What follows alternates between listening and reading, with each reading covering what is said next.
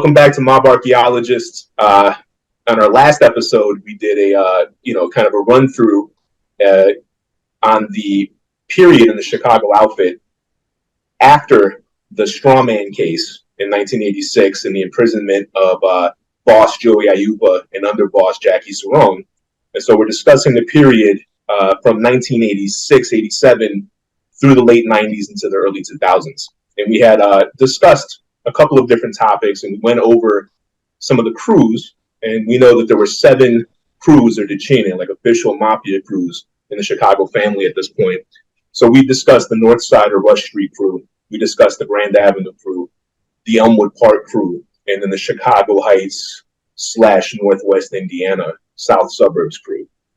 So we're going to go now into the remaining 3 crews and then do some discussion about the evidence that we have in our line of reasoning about the succession of the administration through the 90s into the early 2000s, as best as we can say, because as we always are very clear and keen to admit and to highlight, we have little information to go on. So based on the evidence that we do have, how we can make sense of this period and sort of explain what sometimes may appear to be contradictory, sources of information or claims. Yeah. So Mark, you wanna take it from there? Yeah. So we could start with let's go ahead and start with Melrose Park, since that was the former crew of Carlisi who succeeded Aiuppa.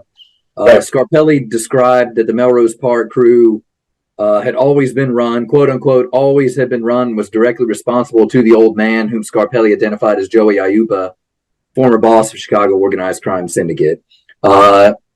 I don't know if he recognized that it was an official crew or not in his 30 based on what his 302 said. But we can surmise that Carlisi was the former boss of that crew or former capo of that crew, because he was present at the making ceremony in '83 where Nick Calabrese was made, and he sponsored James Marcello and Anthony Zizzo into the outfit at that making ceremony. And later on in 1988, sponsored Tony Hatch Chiaramani into the outfit in that same crew. Mm-hmm. We also know that Bucky Ortenzi was a member of that crew, and we're not entirely sure if he was capo of that crew prior to Carlisi or if it was even considered to be a crew until later on. We just don't know. We don't have enough evidence to state definitively one way or the other. But Anthony Bucky Ortenzi was considered to be sort of a contact man for Joey Aiuppa and the Melrose Park area. So if somebody needed something with the Melrose Park area, they would go through, or they needed an end to Joey Aiuppa, they go through Bucky Ortenzi. Of course, he died in '86. Another guy that we have as being in the Melrose Park crew, fairly high placed, Alfonso Tornabene, pizza man. And he assisted Aiuppa with officiating over the making ceremony in 1983. That Melrose Park crew was run by James Jimmy Light Marcello after Carlisi was in prison, after Carlisi became boss in '86. And we believe that he ran the crew until they were all locked up in the big case in '92, where he, Zizzo, Carlisi, Chiaramani were all indicted and imprisoned along with several other associates. So, was Marcello? Yeah, go ahead. Marcello, was he made in the '83 ceremony? Marcello was, yes. And Marcello also had, and Tony, you can go into this a little bit more deep. You're more familiar with this than I am about Marcello's heritage and how he wasn't 100% Italian, but was still able to be made either through just willful ignorance or because they just didn't know. So maybe you can expand a little bit more on that. And again, Marcello is alive, but in this instance, I think because it's been proved that he is was a member of the outfit and had a significant role in its running, that I think we can go a little bit more in depth on him than we can other alive members. So. Yeah, because he figured so prominently in the family secrets case, and he was imprisoned in the late 90s, early 2000s. I forget the exact years. He was imprisoned in federal prison with Nicky Calabrese, who was a member, of course, of the Chicago Mafia, and then who flipped in 2002 and then testified in 2007 in the family secrets case. So Calabrese was able to report directly from some of the conversations that he had with Marcello, which is interesting, right? And so Marcello was, his father was Sicilian American. His father, Salvatore Sammy Marcello, was, we don't know if he was made. He was a connected guy. He was with the mob. He was, he may have been an associate. He may have been a made guy that we don't know, right? We can't say one way or the other, but he was somebody who was connected to the outfit. He was known as a juice loan guy, a loan shark, and he was murdered by a Greek, diner or sandwich shop owner, who owed him, a juice loan. And he showed up with an enforcer, Sammy Marcello, and got killed by this Greek guy who stuffed their bodies into his freezer. And then the Greek guy, of course, Francis, later on got clipped, and people believe that little Jimmy Marcello may have been the one, for obvious reasons, who killed Francis, and people believe that he may have qualified himself for membership that way. We don't really know, right? So that's his mother, Jimmy Marcello's mother, was Irish, and her father was an officer in the Chicago Police Department, CPD. And they divorced. Sam Marcello divorced Jimmy Marcello's mother when Jimmy was a young kid, a little kid, and remarried Margaret Urbinati, who was Italian American. They're of Tuscan ancestry, and that's the mother of Mickey Marcello, Jimmy Marcello's little brother, who at least was an associate. I know some people have tried to claim he was made. I don't think there's any definitive information on that. But he sort of functioned as a messenger or kind of go-between, including for when his brother was incarcerated, initially before Family Secrets, of course. Jimmy Marcello has been for some time in Florence AdMax in Colorado, which is modern day Alcatraz. So he's no one's serving as a messenger for him, But Mickey Marcello was 100% Italian, Sicilian and mainland ancestry, and so Margaret Urbinati, the mother of Mickey and Jimmy's stepmother, who basically raised him since he was a very young child, her brother was Carlo Urbinati, who was killed back in the day. He was an outfit connected associate, heroin, narcotics guy, and also involved in a lot of other sort of crime that was typical back then. So her family was a connected family, as was the father's family, and and even on her obituary, when Margaret Urbinati passed, she was listed as the mother, not the stepmother of Jimmy Marcello.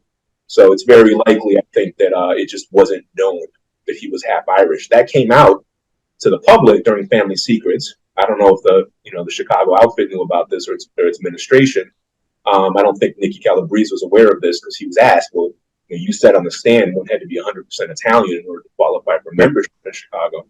And he said, well, if it's the case that I know they made Marcello, I guess they must have broken the rule. Yeah. We don't know if they knew or not, or we don't know if because his father was probably an associate, if not a member of the Aiuppa crew. They may have, if Aiuppa liked the kid, he may have allowed him to be sponsored for membership. Yeah, even knowing that he was half. I mean, he was Italian on the side that really counts. As we know, this is a kind of a bigger discussion. We don't want to get into the weeds on it. It's something we might have an episode that touches on in the future for Mafia as a whole over time, right? But it's not out of the ordinary for There's a lot of guys, including in New York and in some other places, that over the years, just from what we've discovered looking into people's genealogies, there's definitely instances of guys who got made who were only Italian on their father's side, even back in the day. And we, as we continue to dig through the genealogies of members of different families in the U.S., I'm sure we'll find a couple more. Yeah, and I mean, it's like most rules. I mean, they're made to be broken, and even a society that can be as strict as this one tends to bend rules if they find that there's somebody that would favor that they favor over somebody else. Even when it comes to something like you must kill somebody to be a member of the mob. I think that's kind of a baseline rule, and they try to adhere to that. But especially now, it's probably a little bit more difficult to stick to that. And even back then, if a guy was a big enough earner and he hadn't killed anybody, I'm sure that may have been good enough reason for them to bring them in. Maybe back then it was more of an exception to the rule if they didn't kill anybody. But we have guys like Sorry, Eric, you're trying to say something. Go ahead. There was a situation that I believe, I don't remember if it was on a wiretap or if it was in the testimony, but there's a situation where a member in Chicago had been inducted and he was allegedly half Italian. It wasn't Marcello, it was somebody else. And Frank Calabrese was upset because he was like, if they're going to make a half Italian, why don't they make Ronnie Jarrett? Because Ronnie Jarrett was half Italian, but on the. Is that yeah, I think it was Jimmy DeForty, right? Yeah. Tony, was that James DeForty? Yeah, that's Jimmy Poker DeForty, who was made in the 1987 or 88. Yeah, the 88. Yeah, the 88 ceremony. Yeah. Yeah, he was made in 88, and apparently, Frank Calabrese, had a discussion with his then captain or acting captain, Jimmy LaPietra, right? That this was sort of hypocritical, right? Because he would have wanted to sponsor one of his own associates in his sub crew, which was Ronnie Jarrett. Ronnie Jarrett was Sicilian on his mother's side and Irish on his father's side, but was raised by his Sicilian mother's side family. He was as culturally a Sicilian as anybody, right? But he didn't qualify for membership because he didn't have an Italian last name, and his father's line was Irish. But I've looked into Poker DeForty's background. It's difficult. His father was also sort of like a small-time crook, probably like an outfit associate. Maybe not small-time, but he wasn't a big important guy. He's one of these guys involved in burglaries and hijackings. There was a lot of rough stuff like this in Chicago back in the days. But he was somebody that was connected at some level. And it's in this case, the woman who was married to his father, who was not Italian. She was Anglo. I think she was from Missouri. She may have been I don't want to say hillbilly, but that kind of thing, right? Yeah. Down there, right? And she was, which a lot of whites from the South moved to Chicago for industrial jobs back in the days, right?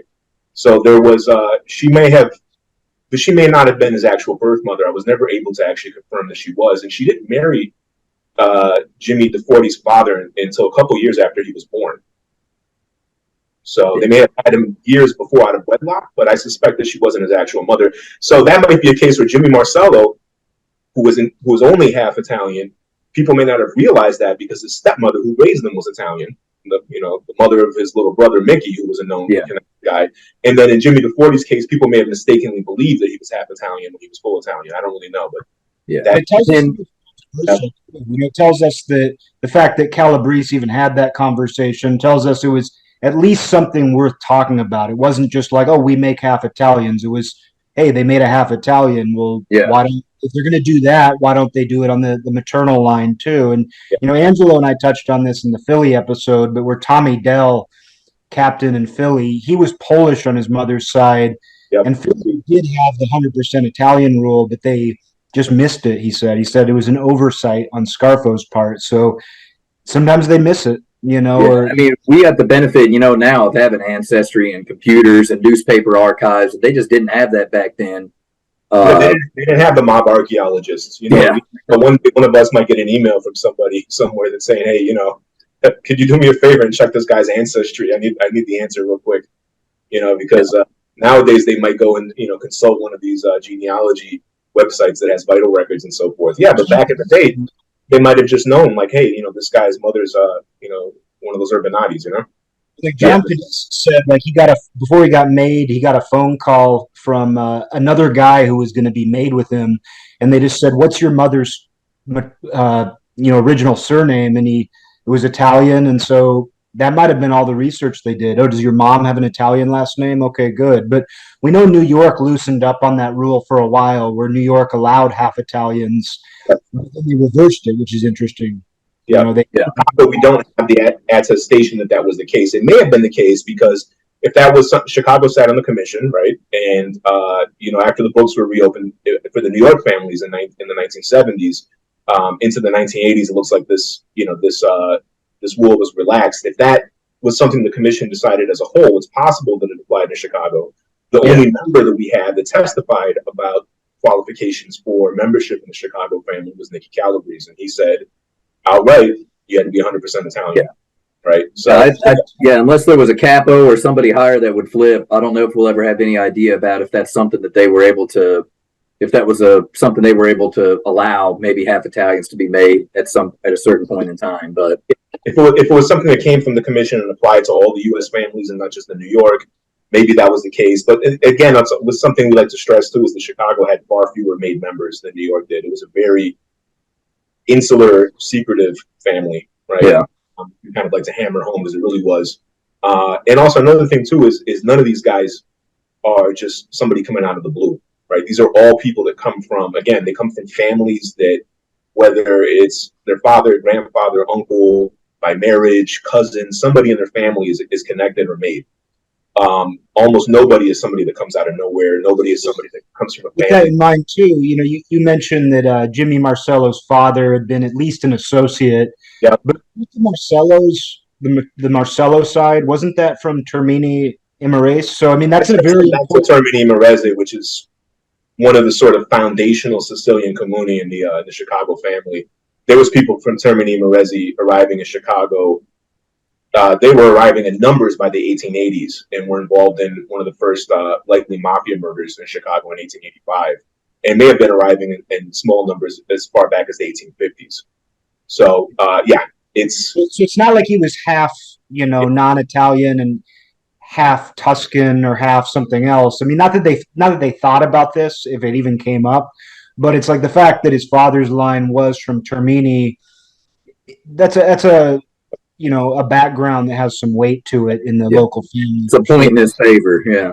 Yeah. Well, and these guys back in the days didn't necessarily have, some of them did, but some of them were very aware of where their families were because they still had very close connections. We'll talk about a guy very soon who was born in Sicily, right? Who was at the upper echelon of the Chicago outfit in this period, right? But and DiFronzo was born in Bari, right? So there's people that had very close connections to to Sicily and Italy. Other guys are second or third generation, and who knows how much of a connection they had, or if they even spoke Italian, right? Nick Calabrese, I don't think spoke much, but his Sicilian grandmother raised him and his brother, right? But it's not that they thought about it in those terms, like, oh, this guy is from this town in Agrigento necessarily, right? It's more that those are the sort of some an important foundational principle that structured the networks of association over generations in these neighborhoods, right? So it's the fact that by 1980 or 1990 that these people are in the orbit and are trusted associates in the inner circle has a lot to do with where their families come from, and those connections go back in these different neighborhoods and then get transplanted from those inner city neighborhoods, what they used to call the patch, all these different neighborhoods in the city that were Italian and Sicilian first generation ghettos, essentially, and people moved out to the suburbs. These connections, over the generations, people marry each other over and over again. Isn't there relation to, weren't the Marcellos related to like that? Is it Amorato? Were they a Termitani family? We'd have to discuss it probably offline because I think some of that's possible. I have a genealogy of Salvatore Marcello, and some other people connected to him. There's a family from Taylor Street where there was a number of people from Termini Imerese that were connected to the Mafia going back, and so that's these things. Ronnie Jarrett's family, his mother's family was from Nicosia and Enna, which was a major town. Nicosia had a number of people in East Harlem and in the Chinatown Bridgeport area of Chicago, which had, going back to the 50s, 40s, and 50s, had heroin connections to the Lucchese family and other families in New York who had people within their orbit that were from Nicosia and neighboring towns, Enna and Caltanissetta. So again, these things, even between families, structure some of the networks and patterns of association and affiliation.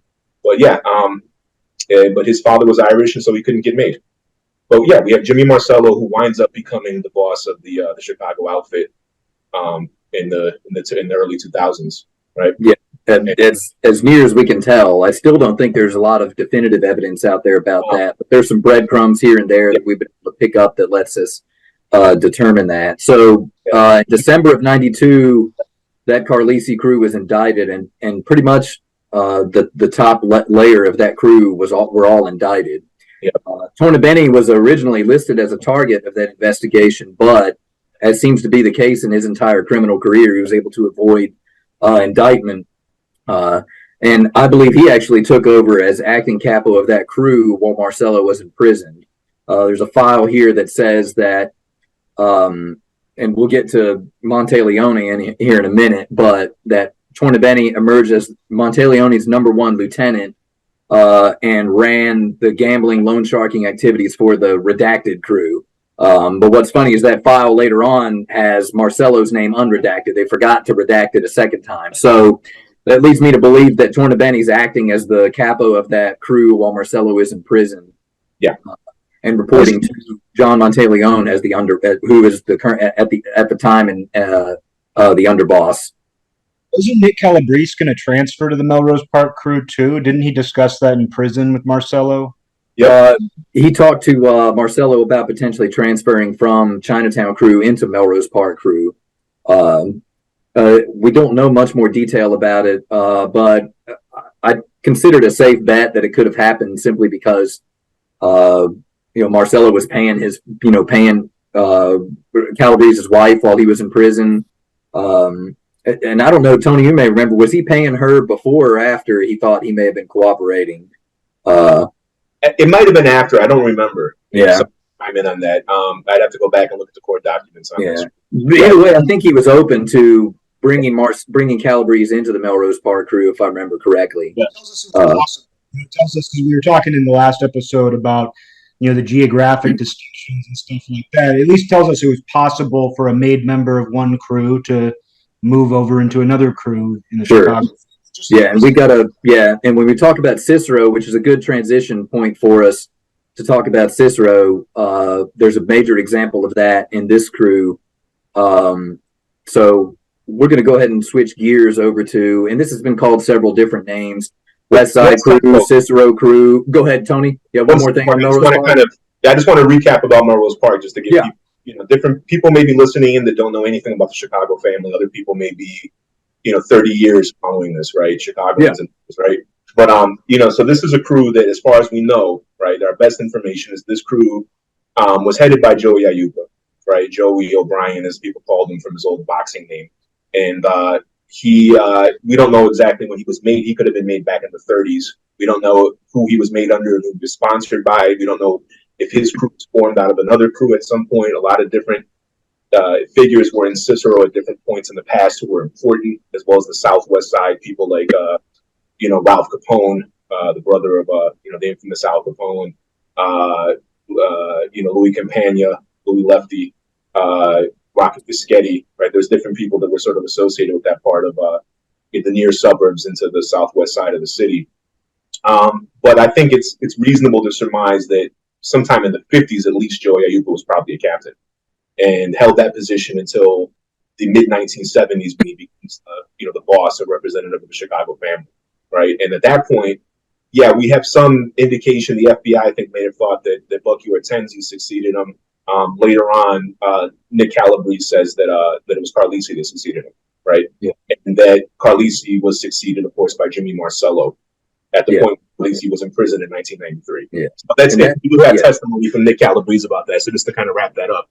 Yeah, and that indictment for the Carlisi crew or that Melrose Park crew in December of '92, it stated that organization existed since 1979. Now, whether that organization existed as an independent crew, but I've always kind of used that as sort of an early estimation or a good estimation of maybe a good time period for maybe when that crew was given official crew status, so to speak. But for all we know, it could have existed years prior to that as well. We just some form, and it could have been broken up. Again, in the last episode, I think we discussed this a little bit. There's a tendency for people to read information from the 80s or 90s back in time when it comes to Chicago, because we never had a Joe Palacci, let alone an Al Darko or somebody else writing books, right? We have so much less information to go on from inside sources, whether high-level associates or made members. Yeah. But actually, I misspoke. It's what Nicky Calabrese said was that in '86, when Carlisi became boss, Jimmy Marcello succeeded him as captain of the Melrose Park Aiuppa crew, right? Yeah. So and then that's important to sort of keep in mind, right? With that, some of the other crews, we have a very good idea of what the actual succession of bosses were, right? We don't know. It's possible that Jimmy Marcello later on, when he seems to have become either boss or acting boss in the early 2000s, he may have been succeeded by little Tony Zizzo. who, as we talked about before, the FBI thought his dad was a captain, perhaps of one of the crews that may have existed at different points in time in the south suburbs in northwest Indiana. Yeah. And that family is interesting. Ancestry goes back to Marcello and Trapani. And Frank Zizzo, the father of Tony Zizzo, who died in 1986, I believe, his older relatives in his family, multiple relatives were intermarried with people of the surname Jenna, who may have been relatives of the infamous Jennas from Taylor Street, which is where the Marcellos were from. They were paisani of theirs from Marcello. So old echoes of things going back to the quote-unquote beer war days of Prohibition, lasting all the way until the 2000s with Tony Zizzo, you know? Yeah. And a couple of things, relative on his mother's side was a guy named Rocco Fanelli, who was, I think we can surmise he was made. He was an important guy in the outfit back in the 30s and 40s. He got killed, right? Wasn't Rocco Fanelli murdered? Yeah. I don't remember the exact year, but he was a very notorious guy with Jimmy Bel Castro. These were guys from Basilicata and Calabria that were big heavyweights on Taylor Street also. And a couple of important points about, just to reiterate something that we talked about in the previous episode. So we do like to use Gerald Scarpelli as a source, but something that we mentioned last episode is that he was made in 88 and he started cooperating in July of 88. He was made in June of 88, right? So he was barely, it was sometime in the summer of 88, so he was barely made before he started cooperating. So we don't know to what extent he knew about the other crews or he knew the structure by that point, only being made for a month. We do know that he knows somewhat of the structure because he goes through the crews, but there's still a lot of information that he's not sure about. He didn't know who was in charge of Grand Avenue crew. He didn't know who was in charge of the Melrose Park crew. I mean, these are major things that you would think he would be aware of. But again, he had only been made for, a month, maybe a couple months at best at that point. If I think it was June 89 when he was made. June 88, I think he was made. Or June 88, I'm sorry, June 88. It was July of 88 that he was debriefed by the FBI, which is the 302 document that we have. And another thing, Chicago was incredibly secretive with as far as what they share with non-members. Whereas in New York and places like that, there was a tendency, if you were an associate going to be made with a crew, you already kind of knew everything you were going to know when you were made. But in Chicago, it seems like they kept some of those details secret. So it wasn't like he had a lot of time to absorb. I think that's a good point. Yeah. And it makes it so we can say, we had a made member that cooperated, but when you think about that made member only having been made for a month, it makes the information still important, but compared to Calabrese's information, it's not nearly as important. Since Calabrese was on the streets for a dozen years as a made member and imprisoned with other made members for an additional 10 years after that before he started cooperating. So Marcello, he said in his testimony that Marcello shared a lot of interesting information about the history of the family with him. He left it there. Of course, people like us would want to know exactly what that was. But, and if it wasn't pertinent to the investigation, it wasn't going to be talked about really in the testimony. So I'm sure there's a lot of information in those 302s. And even Calabrese talking about something interesting that James Marcello talked about on the prison. I don't think he talked about in the prison wiretaps, but I think he did allude to it when he spoke with Mickey in one of the prison wiretaps that he had a lot of young guys with him, I should say. And we don't know if these guys ended up being made or what, but maybe those are names that Calabrese was familiar would know. He gave them to the FBI, and maybe obviously that wasn't going to be something they divulged in testimony if they were going to then take these guys under investigation and start surveilling these guys as potential members of that crew. So one more important thing on Melrose Park that I wanted to mention was that it can't be underrated how important it is having the boss, a crew that the boss used to manage. So Jimmy Marcello, his status was raised infinitely by his predecessor being the boss of the family now. I don't know if that played a role in Jimmy Marcello eventually potentially becoming the boss or not, but I mean, it's just something that I think you really have to consider, particularly since Aiuppa was boss and then Carlisi became boss. And then it's presumed that Marcello became boss once he got out of prison I believe it was '02 or '03. So having that crew be tightly associated with the boss, Yeah, is something which can't be underrated, in my opinion. So yeah, yeah. I mean, and these people go back again. So I mean, Marcello is a driver and a protege when he comes up as an associate under guys like Sammy Carlisi and Joey Aiuppa, right? Yeah. Who we talked a little bit last time about Carlisi's father, Giuseppe Carlisi, who was busted several times in these large bootlegging rings that were operating in Chicago and even around the Midwest, the late 1920s, early 1930s. I strongly believe that Giuseppe Carlisi was a member. We've talked a little bit about how this family seems to be a good example of a very strong Sicilian lineage family. Roy Carlisi, Rosario is and Tornabene was his first cousin, right? Exactly. Al Tornabene was Sam Carlisi's first cousin. So, and then Al Tornabene had another cousin, first cousin on the Tornabene side, that was a member of the Gambino family in New York City. So, family going back to Canicattì in the eastern part of Agrigento, which was a network of paesani that in the early 20th century were especially concentrated in upstate Western New York, and then also in Chicago and Pennsylvania and New York City. So it's interesting stuff. I mean, we talk about the Melrose Park crew, and we're going to talk about the Cicero crew now. But another thing too is that these crews didn't have strict, firm territorial boundaries. And Nick Calabrese talked about this also. I think this is another sort of simplified way that people tend to think about the Chicago, outfit structure, right? Is that these crews were almost like gangs, like they had these really defined like territorial boundaries, because I think that's the way that it was portrayed by law enforcement and the media, like in the 70s, 80s, 90s. And Nick Calabrese would say, well, it depends. If you're talking about Jews or gambling, that stuff tends to be more territorial, right? But things like extortion and street tax, it just depends. Is a guy with somebody? Is he already paying somebody? If not, then he's basically open territory, unless he can go and complain.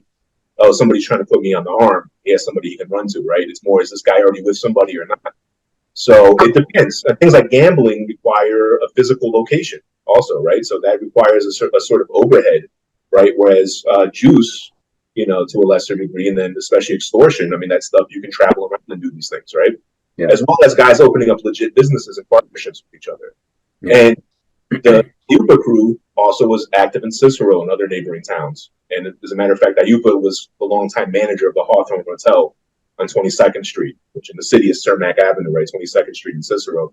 And, this was a hangout for guys around Capone, going back to the Capone days, right? So for decades, Joey Aiuppa was associated with the Hawthorne Hotel on 22nd Street. And Nick Calabrese even said that him and his brother's nickname for Aiuppa, their code, not his street nickname, he was called Joey O'Brien, but their code for him was 22, which is 22 Street, 22nd. So yeah, we say Melrose Park crew, right? But again, it's the territorial aspect of it is a less strict than people probably have assumed, right? Yeah.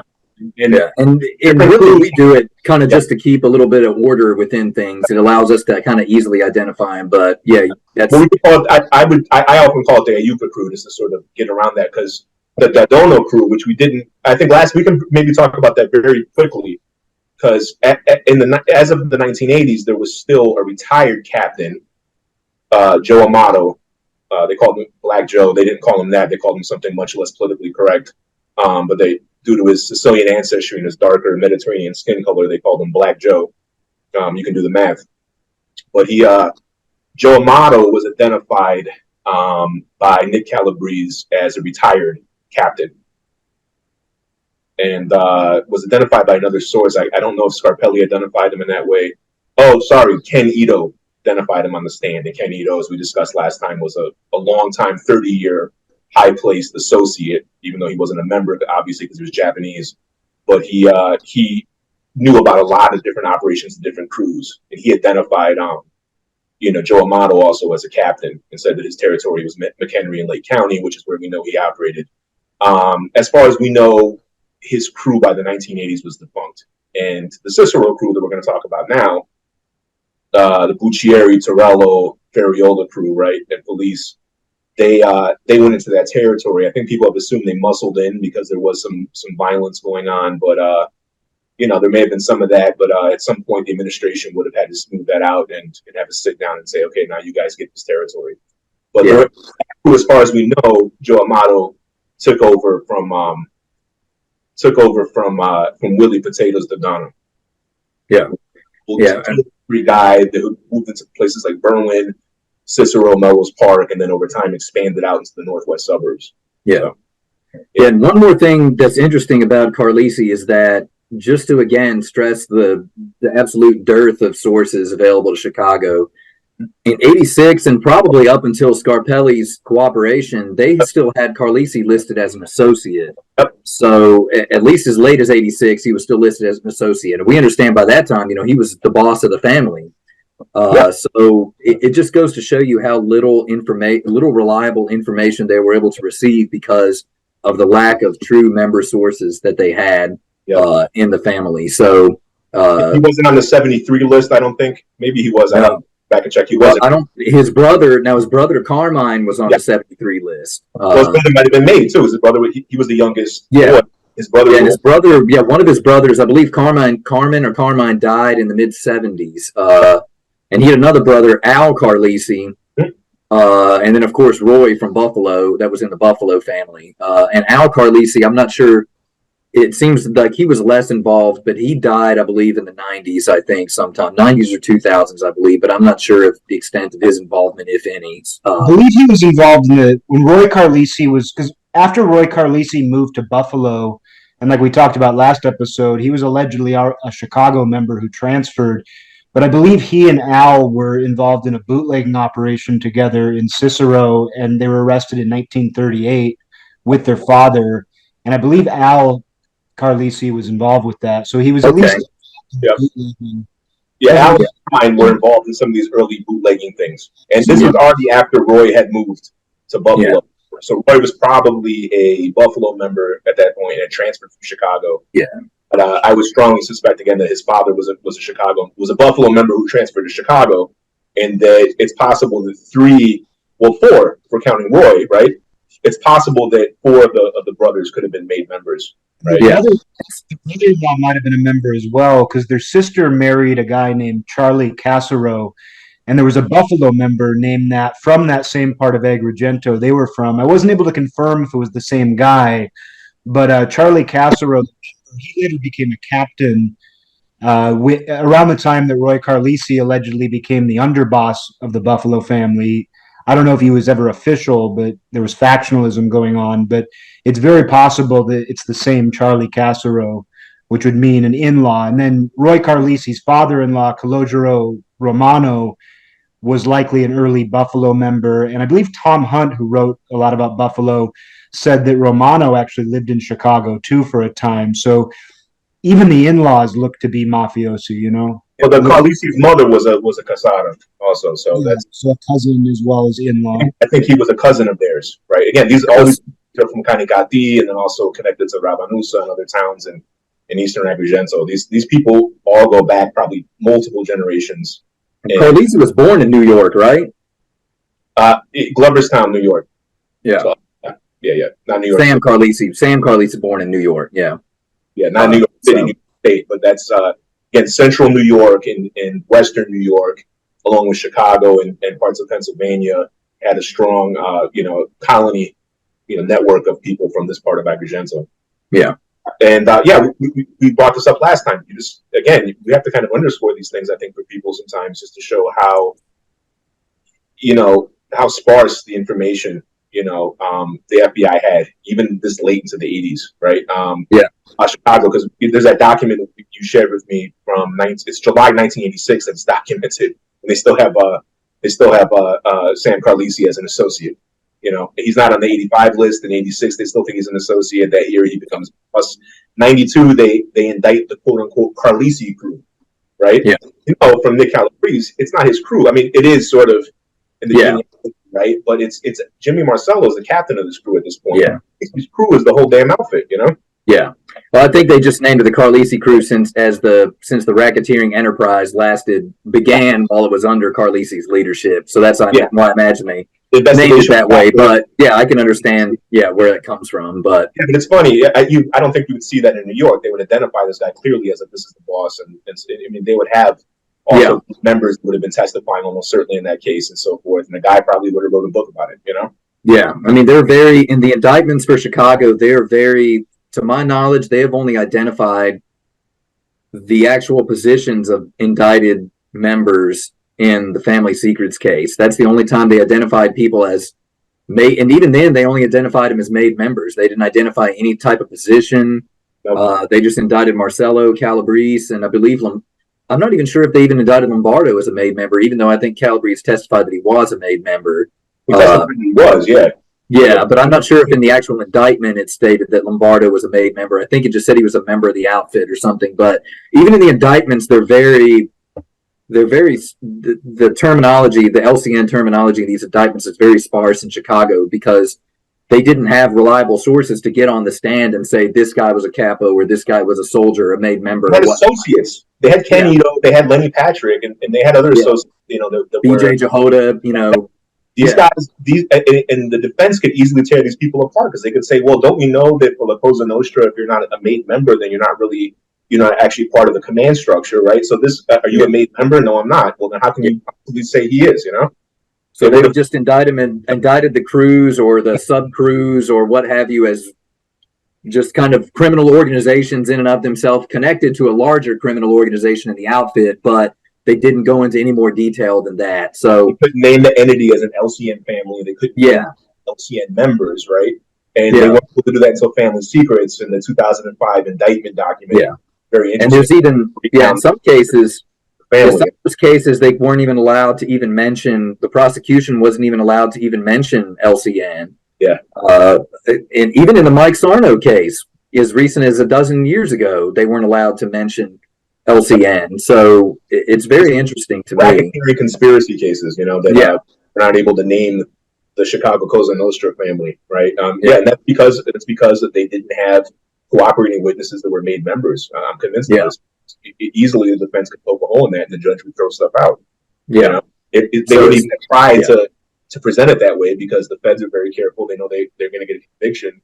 And they don't present a case unless they're essentially like 99.9% sure that it'll hold. Yeah. So this is important. So as of 86, they still had him as an associate. Yeah. And who most of them go ahead, Eric. There was a situation that came out of the Family Secrets trial, and I'm curious if you guys know the year that it took place or if that was even specified. But there were two associates of the Rockford family who were basically on loan to the Chinatown crew, and then Rockford wanted to claim them back, and Chinatown tried to claim them. And so there was a sit-down where Roy Carlisi and Jimmy Marcello went to Rockford and met with the Rockford leadership, and Rockford was able to get these two associates back. We know that Goomba Saladino was closely involved with that crew. These, I believe, were two other guys. A friend of the show, I think, was able to identify who they are. But so we had Carlisi and Marcello together representing Chicago in this meeting about these associates. And interestingly, Rockford was able to get their associates back. Like you could think with Chicago's strength and power, you think that they could just say, they're with us now and that's it. So it tells you that there was still kind of, they honored the rules of Cosa Nostra in that it's like, oh no, these were originally your associates. We'll give them back to you. But I'm curious to hear that because was that when Carlisi was boss already that he met with Rockford, or did they even specify in the trial? Sure. I believe it was before he was boss. Yeah, I can't remember. I do remember that there were surveillance pictures of it, but I might be able to look those up. But I think Nick Calabrese, when he mentioned that in the testimony, I think he said that they belonged with Rockford or something to that effect. So like Carlisi or somebody said they belong with Rockford, they take them back in kind of rough words. Well, that might have been when Carlisi was boss, if that's what you're asking about, Eric. But the relationship went back before that because Goomba Saladino was locked up downstate. I don't know, Pontiac or one of the prisons downstate with either Ronnie Jarrett or Sam Bills. Yeah. So I've got the surveillance photos of Frank Saladino. So Frank Saladino and Salvatore Galuso were taken in April of '89, and I think that was around the same time that they had the sit down. With Chicago, but I can't remember for certain. I'm not sure. And then a buddy of ours, I won't name, he shared some surveillance photos too of Aiuppa Yeah. attending a funeral in Rockford for, I believe it was one of the Rockford leaders had died, and he's surveyed. I think Carlisi might be there, but I'm hazy on that. But Aiuppa's definitely there, very distinctive. You see him just from the back, and even from the back, you just know it's Aiuppa. You To know? recognize him. He has the Pants the halfway pants up up to his, to his chest, and he has like that Humpty Dumpty sort of. I mean, he's a Humpty Dumpty that would have you whacked in a second, but yeah. yeah, very distinctive. Yeah, we talk about having little information on Chicago and having a lot of gaps in our knowledge. I mean, that's 5 times the statement for Rockford, right? Yeah. Which is a very small, very tightly knit, highly Sicilian family because of the Rockford Italian community being strongly Sicilian, having very strong ties going back to Aragona and Agrigento. And, as of the early 1990s from FBI documents I've seen, the FBI themselves weren't sure by then if Rockford was its own family still, or if it was a Decina or a crew of the Chicago family. Yeah. I think in the 80s, we don't know what happened. In the 80s, they were the impression that they were, but we know that they were a separate family in the 80s. It's been confirmed by other sources, but the but FBI, as of the 90s, the FBI didn't really know what to make of them anymore. They thought they had been absorbed and taken in as their own crew under the outfit, but we know that wasn't the case later on. Right? It was Salvatore Galuzzo who was in the surveillance photo. I think it was Frank Saladino and Salvatore Galuzzo were in the April '89 surveillance photos. And I'm not sure if those are the exact same time period that they met with Carlisi and Marcello. Galuzzo's the guy. Galuzzo allegedly, I don't think it's confirmed, but he's been named as a possible later boss before he died in Rockford. But yeah, it's all very mysterious. I believe he was, but yeah, we don't have 100% confirmation. I would bet money that he was. It's interesting too that Carlisi had a relationship to them because his heritage is from Agrigento, and then Agrigento dominated that family. We don't know that mattered. We don't know that they talked about it. We're aware of it, but it is one of those little, I guess you could call it a coincidence that these are guys who have heritage in Agrigento meeting with each other. And so Chicago for decades and decades represented Rockford as their avvocato, the commission representative, right? Chicago represented a bunch of other Midwestern families, and at some points in time may have represented even LA. There's still questions about that. These things can change over the decades too. But Rockford sort of is always kind of in the orbit of Chicago, sort of like how the DeCavalcantes are with New York. And similar to the DeCavalcantes, it's smaller than the main regional powerhouse. It's very tight knit. It's highly Sicilian, and in both cases, going back to Agrigento province, right? Having sustained ties to Sicily, not just that the members had Sicilian heritage, but Rockford had ongoing ties to the Sicilian mafia back, into. When I say modernity, I mean like the 80s and on. Relationships there. Yeah, well, Chicago did too, and that's something that it's less obvious because with Rockford, we know that the majority of the people coming into Rockford are coming from Aragona. They're coming from some other places like Chinisi and Marcello, at least in the area, like Beloit and some of the surrounding towns and so forth, right? And then all of these Paisani groups also have strong ties to Chicago. So while immigrants are coming from Aragona, not only are they going through Chicago, but Aragona was where the society, the Aragona Club shut down years ago. I forget the exact year, way back, and as an actual Paisani society in Rockford. But Aragona, just like Sambuca and some other towns, Agrigento, Bergio, still has an active Paisani society in Chicago. So it's sort of like a regional hub, for Sicilian communities all throughout northern Illinois, Indiana, southern Wisconsin. And those ties, those ties do make a difference because people are connected through blood and through identity, right? But there's a lot there. I mentioned briefly last time that in the early 1990s, the FBI had documents. They were sharing information with Italian law enforcement, and that they were aware that there was a lot of Italian mafia activity in Chicago. Organizations. Well, there's Rockford, but there were separate things. We were talking about before 4 different Italian organizations, right? Sicilian Mafia, Ndrangheta, Neapolitan Camorra, and then the Sacra Corona. They were all involved in Chicago, correct? Well, they had in both of the major blocks of the Camorra in the 1970s and 80s. So they had Carmine Esposito, who was a high-ranking leader of the Nova Camorra Organizzata, which was the Rafael Cthulhu, block of the Camorra in the late 70s, early 80s, from Acerra, which is a town that goes back in Chicago. Anybody who knows about Italian Chicago knows Acerra Nabula, which used to be part of Caserta province, now it's part of Nabula province, but that was with the hometown of Diamond Joe Esposito. Don't know that there's any familial connection because the surname Esposito is common, but that it could be because they're both from Acerra. And Diamond Joe Esposito, we know, was as the first confirmed made member of the Chicago Mafia, who was of mainland Italian heritage. Was made in the late 1910s, early 1920s at the latest, right? So this is interesting, right? And then there was also Antonio Spavoni, who was, he was close to Punzi Thierry of the Chicago, of the Genovese family, and was also close to Jack Cerrone, who was the underboss of the Chicago family. Stayed in Chicago in the 70s when he was forced to flee Naples because of an indictment and because he got hit in the face with a shotgun blast. So he did reconstructive surgery in the U.S. He owned a restaurant in Chicago. His brother Giuseppe, who was a Calabrese from Naples, fled to Chicago decades before that. Very interesting stuff. And that was part of, he was a high-ranking, sort of almost like a conciliary or like godfather sort of what was called the Nova Familia by the press, the Nova Fratellanza Napolitana, which is like the Nuvoletta, groups that were allied with them and Napoli Center as well as Caserta against the NCO. That's a long, so I don't mean to go off into the weeds on this, but yeah, high-ranking people at the center of the war in Naples had strong ties and were in Chicago, doing justice there. And then a number of people affiliated with the Sacra Comunità and the Camorra Baresa, because Bari has a very significant population in Chicago and lots of back and forth migration ties. Jackie Cerrone, was he buried? What's that? Cerrone, was his family from Bari? No, Muro Lucano in Potenza was a Ligata. He was Lucano. So his family was from Muro Lucano. There was a lot of people from Muro Lucano.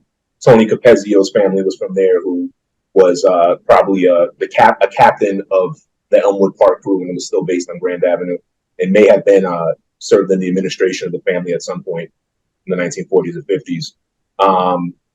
And then a number of other members and, some people, Swats Mulligan Ciffoni, who was a Genovese member, was from there. So interesting place. When we get into discussions of the old Chicago stuff, these things will come up, right? Because there was all sorts of people from Sicily and mainland Italy sort of running around that kind of formed the families and connections that became the Chicago outfit of modern times, right? Yeah, but that's, yeah. So if we're moving into Cicero, right, people call it the Taylor Street crew, like you were saying, Mark. People call it the Cicero crew, the West Side crew. A lot of the guys who were affiliated with that at the time are from the Taylor Street neighborhood, right? We understand that the captain, as early as the 1950s and up until his death in the early 1970s, was Fioravante Fifi Buccieri, very notorious, extremely rough guy even by Chicago standards, right? From Taylor Street, Calabrese, and then he. When he dies in the early 70s, Turk Torello takes over. And I think there was some issue where Angelo LaPietra thought that he should have maybe gotten the capo spot, at least from what we can gather from FBI files in the early 70s, because it seems like it was down to between Ferriola or Torello, Ferriola, LaPietra, or I think some of them even mentioned Frank Buccieri, but we aren't even sure if he was even made at that time. He wasn't made as of the late 60s. I think there's proof of and of course, Ferriola was in prison when Buccieri died, or had just gotten out of prison. So Torello was, I think Torello was still the preferred candidate to become capo of that crew at any rate. But as we all know, he died in '79, and I know there's been some dispute in the last episode we talked about where Nick Calabrese said that Ferriola wasn't a capo, he was just a high place soldier, direct with the boss. But I think at least by 86 or 87, our time period here, we could safely say that Ferriola was a capo of that crew. We do know that he was having a lot of serious health issues. We mentioned last episode, I think Tony said he was the first recorded LCN member to have a heart transplant. And he was very much sidelined by his health issues for a number of years in the 80s up until his death. And during that time period, the FBI actually thought that he was the boss of the family. He was carried as the boss of the Chicago LCN in many, many, many documents. But it wasn't until, Scarpelli and later. I don't blame him, because this is what was out there. I used to think that if you read the papers, if you read anybody who read the papers, who did like secondhand, research on it, this is what people were going to come up with, because this is what law enforcement believed until Jerry Scarpelli, flipped in 88. And that information didn't really filter out to the public until recently. Yeah, and even and after that, I believe it was Lenny Patrick who next testified about it. I don't think it was really mentioned in the Infelice trial, his status. It was more Lenny Patrick mentioned it because Lenny Patrick testified in Carlisi's case that Carlisi was the boss of the outfit. And then, of course, later Nick Calabrese was also stated that Carlisi was boss of the crew and not Ferriola. At any rate, Ferriola, very ill in the mid 80s. Scarpelli said he's really not seen anybody by around 89, and Rocky Infelice has effectively taken that crew over, at least in an acting capacity. We have under that crew, we have the remnants of the old Wild Bunch. So the guys left from that: Jimmy Inandino, Harry Alamon, who I think was still in prison at the time, Jerry Scalise, who may also have been in prison. Also have Rocky Infelice and Sal De Laurentiis, Louis Marino, Robert Bellavia, Robert Salerno, Joseph Greco, I think, was also noted as a member of that crew, John Manzella, and then also the big gambling organization, which was run by Dominic Cortina and Donald Angelini, also included Joe Spadavecchio. So, as we can see, this was by all appearances, this could have been was a very lucrative crew. They seem to have taken more. They seem to have expanded their territory more into the suburbs, and they seem to have more of a grip on the suburbs than any other crew at the time. Lake County, McHenry County area, that old territory that used to belong to Joe Amato. So they were taking that stuff over, and Sally De Laurentiis, whose family also goes back to Accardo, right? Because this is his family's from Taylor Street, but then moves up to the northern suburbs in Lake County. So it's a family from Taylor Street, Lake County. Sally De Laurentiis may have initially come up as I think we speculated as an associate with the Amato crew. And he was busted at he was busted in 79, I think, on a raid with Amato on a gambling house. It could have been a partnership, but because he was raised in the northern suburbs, even though his family was from Taylor Street, he may come up initially, as we said, by 1983, as far as Nick Calabrese tells us, Amato is retired. He's like a retired captain. He no longer seems to have an active crew at that point. And in the 80s, essentially, is when we see that the guys affiliated with Cicero Taylor Street take over gambling in McHenry, Lake County, and in partnership with guys from the Rockford outfit. So there was like floating card games and that kind of stuff that were run by Rockford guys, where I believe Chicago was either had given them the blessing because they had sit downs between the families, maybe was taking a cut and that kind of stuff in the county. Sally Dillard, this is a guy where we found some interesting connections in his family history, where like Nick DiGiovanni, Nick DeJohn, who was an early member and captain, killed in the 40s, very infamous Bay Area murder. But Nick DeJohn's mother's naturalization was witnessed by the boss, Mike Merlo, as well as I believe it was an uncle or great uncle of Sully.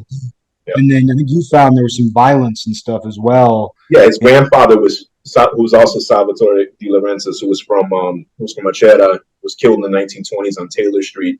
There was a lot. I mean, there was dozens and dozens and dozens of murders. As I kind of detailed some of the connections around these over time on the Black Hand forum. Again, people should check that out if they're interested in sort of high level, in depth discussion, both historic and modern mafia here and in Italy, right? But his grandfather was murdered on Taylor Street. His grandmother gave a great account to the press. She said she told the police in the Chicago Tribune, "Oh, don't worry, we know the men who did it, and we'll take care of it." I believe that. I mean, again, they were from Chinatown. They were probably in the circle of Diamond Joe Esposito, who wasn't killed until 1928, and we know was a made member. This group of people were around people like Esposito and the Jennas.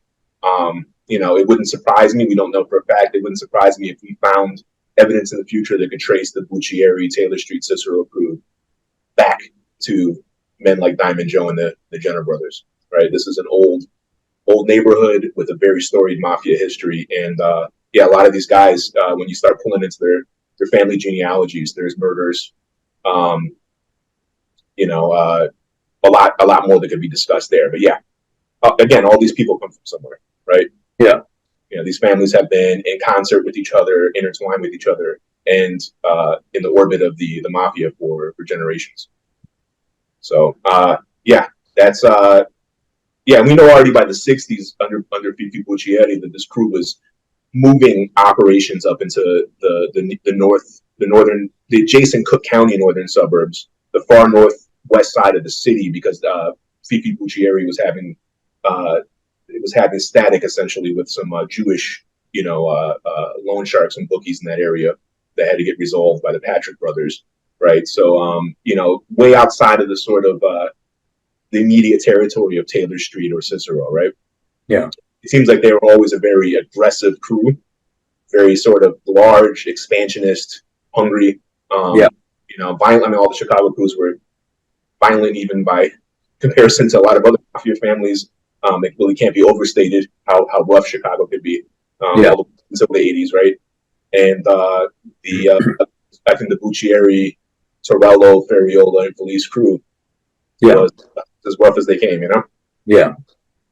So, yes, as just from the available information that we have, it's probably a safe guess to think that Infelice was running that crew probably from 87, at least from 87 through 90, through Ferriola's death. So Ferriola may have been on paper the official boss of that crew or capo of that crew, but I think Infelice was the actual boots on the ground capo of that crew. And as we all know, in February of 90, in February of 90, huge indictment comes down. The biggest and most expansive indictment seen in Chicago up to that point. I mean, even bigger than the casino skim case, in my opinion, because this was one of the first just targeted investigations for what they considered to be an entire street crew, even though we know now, that wasn't the entire street crew because we just listed a bunch of guys that weren't involved in that indictment. But anyway, you had Infelice, De Laurentiis, Bellavia, Salerno, Louis Marino, Harry Alamon, who had just gotten out of prison, was just indicted again. So that case drags out for a couple of years. They're indicted in February of 1990. I don't think they're convicted until 1992. And Infelice was probably remain boss or remain capo of that crew through the entirety of that case. But once he was sentenced and imprisoned and sent away, it was probably a little bit more difficult for him to manage that crew. And at that point in time, probably around 92 or 93 was when Johnny Yates, Monteleone, took over as capo of that crew, which is interesting because a lot of people associated Monteleone with Chinatown, but we do have some evidence that not too long after Butch Petrocelli was killed in 80, which I guess this would have been around 81 or so, that John Monteleone transferred from the Chinatown crew over to the Cicero crew. And became one of Ferriola's lieutenants, along with Rocky Infelice, who at the time wasn't made. But there's some evidence that Monteleone transferred from Chinatown crew over to the Cicero crew. Obviously, he still worked with Chinatown because he was in with Calabrese on the Feckerata murder. But in about 86 or so, Monteleone is in prison for refusing to testify after being given a grant of immunity. I believe in when they were investigating, I think it was the August Maniaci. Was that still that murder that they were investigating, or was that something separate? It was it was. I can't remember exactly what it was, but it was contempt of court, and he was in prison for 4 years, which I always thought was a long time to imprison somebody for contempt of court. But he was in prison for 4 years from 86 to 90, and then about 92 or 93, he took over the Cicero crew, probably at least around 92 when Infelice was sentenced and went away. For a little bit of time prior to that, Infelice was running the family through Mike Spano, who again is alive, and but all this is documented in court documents. Even though I don't like to expand on a lot of people who are still alive, but some of this is documented. A lot of this is documented in court records and FBI records. But Infelice was still running the crew through Spano. Once Infelice was sentenced to went away, Monteleone became boss or capo over the Cicero crew. And the FBI, they have notes from sources saying that the Cicero crew was considered to be in complete disarray at this period of time. Because not only did you have that Infelice crew went away, but right around that same time, that Cortina Angelini bookmaking sportsbook crew also went away. So major gambling operation that had gone back to the 60s, like you said, with people like Joe Spadavecchio and some other people around them. These were it's a very sophisticated, very high level of gambling operation that took in a lot of clients over a lot of years. Yeah, a lot of workers and associates that worked under them. Yeah, and Monteleone at this time was also mentioned to be somebody who had a lot of respect, and he was one of the very few older members or respected members of organized crime left on the streets, according to FBI sources in the early 90s. So he was an old timer. We've got FBI files that go back to the 60s that involve Monteleone, and he was actually in the Buccieri crew for a time. Then I assume he went over to Chinatown for a little bit, then came back for a cup of coffee, then came back to the Cicero crew. We don't know the exact timeline of how it all shakes out. It's confused. I mean, I as of the John Feccarata murder, according to Nick Calabrese's testimony, Johnny Apes was in the LaPietra crew, so the Chinatown crew. Yeah, I mean, he could have been. Calabrese testifying to that effect adds a lot of weight to it, but it does seem like he was doing some operation, either still under LaPietra, but in the Cicero area, maybe working with or partnering with Ferriola or some of his guys. Again, there's just the lack of information that we have on this makes it difficult to make definitive statements on any of this, but. At least we can tell that Monteleone was boss of the Cicero crew beginning in the early 90s. But then boss of the Chinatown crew also. Yeah, and that's another interesting point too. Merged together, or and this is something that's we have documented examples in New York and other families where one man can hold multiple positions at once. Right? Yeah. So you can have, whether in an interim or a longer basis, you can be the captain of two crews, and those crews aren't necessarily merged into one, entity, right? So that's something to think about too. Is that there's some variables here, and there's some known unknowns. Like we know that's something that's possible, so that could be the situation that pertained here with Johnny Apes. Yeah, I guess we can cut over to the Chinatown crew, right? Yeah, real quick. Yeah, we'll talk about the Chinatown crew. Yeah, go ahead. Yeah. You want to? Okay, yeah, we can always jump back and forth also, because I think it's well, some of what I'm going to say involves the Chinatown crew as well, since like you just mentioned, Monteleone took that crew over as well and was sort of a dual capo from what we understand, or ran two crews for a time. What we know is, of course, this is the Angelo LaPietra crew, right? And when he's incarcerated in the strawman case, 86 and 87, his brother James Jimmy LaPietra takes over, right, as captain. We know this because Nick Calabrese testified about it, right? But it seems that at least initially, Jimmy LaPietra was acting captain of the crew, right? We know that Angelo LaPietra was incarcerated until 1997. Gets out, he's in poor health. He hangs around ONIAC, the old neighborhood Italian American club that used to be on 26th Street. Is LaPietra's old sort of headquarters and bastion on the border between like the Chinatown and Armour Square neighborhoods and the greater Bridgeport section of the South Side, which get into the history. It has a long history of the Mafia also, right? And moves looking farther down into the Armour Square neighborhood in a new building, which people in Chicago always said was built using money from the Las Vegas skim. That's what I always heard. At least I don't know that was proven, right? But it's it's still there. This big lavish. It's a social club. Most of the people that belong to it are not involved with the Mafia in any way, aside from growing up around these guys and knowing them and rubbing shoulders with them, right? But members and associates in the Mafia were also members of the old neighborhood club, and as often are the case, these things are a form of social power, right? The Mafia isn't just a criminal entity, but has forms of social power that it exerts through Italian fraternal societies, neighborhood societies, politics, which was probably developed in Chicago, probably without argument more than any other U.S. city, right? Kind of almost on the scale of what they did in Sicily, right? Where they had powerful. We'll get into that in a sec because that's related to the Chinatown crew, right? So the Angelo LaPietra had been a soldier in the Buccieri Torello crew. We already mentioned this, right? As far as we know, he's made into that crew. He's from Chinatown, right? He grew up by Wentworth and 23rd, 24th, 25th, those streets. His family was from Capizzi and Messina, which is borders Nicosia, which I mentioned earlier in Enna province. So there's part of a cluster of Paesani, which is very, very strong in Sicily, in the Chinatown Bridgeport neighborhood. And him and his brother, get made right into the Buccieri, Taylor Street Cicero crew as soldiers. Like you said, the FBI had some intel around Buccieri's death in the early 70s that Torello and LaPietra both thought that they were, that they were due the position of captain. Torello got it, and LaPietra stayed on, but then wound up becoming, captain of a different crew of the Chinatown crew, which, again, he had many, many strong neighborhood ties because of where he was from and who his family was, right? So he wasn't like a foreigner, like imposed on that crew from another place.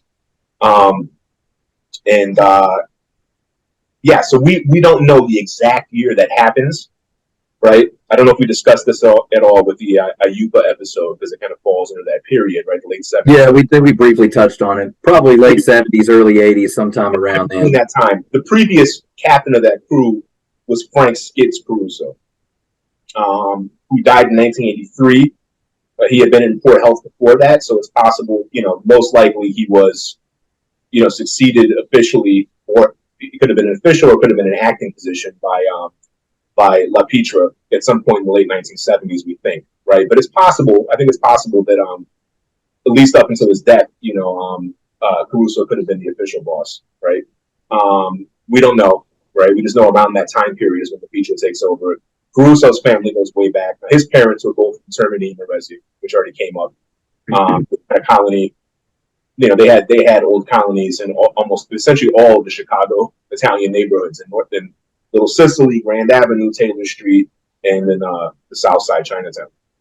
And he was born in 1911. His parents were from Termini Merezi. His wife, Catherine Nana Roti, was the daughter of Bruno Roti, who was the captain, as far as we know. And I think it's it's pretty definite. He was the captain of that crew until his death in 1957, succeeded by his son-in-law, Frank Caruso.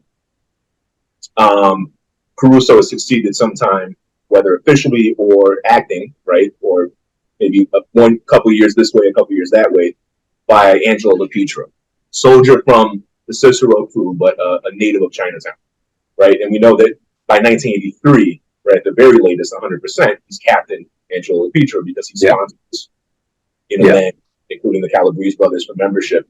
Interestingly, he serves as the sponsor also for Rocky and Police.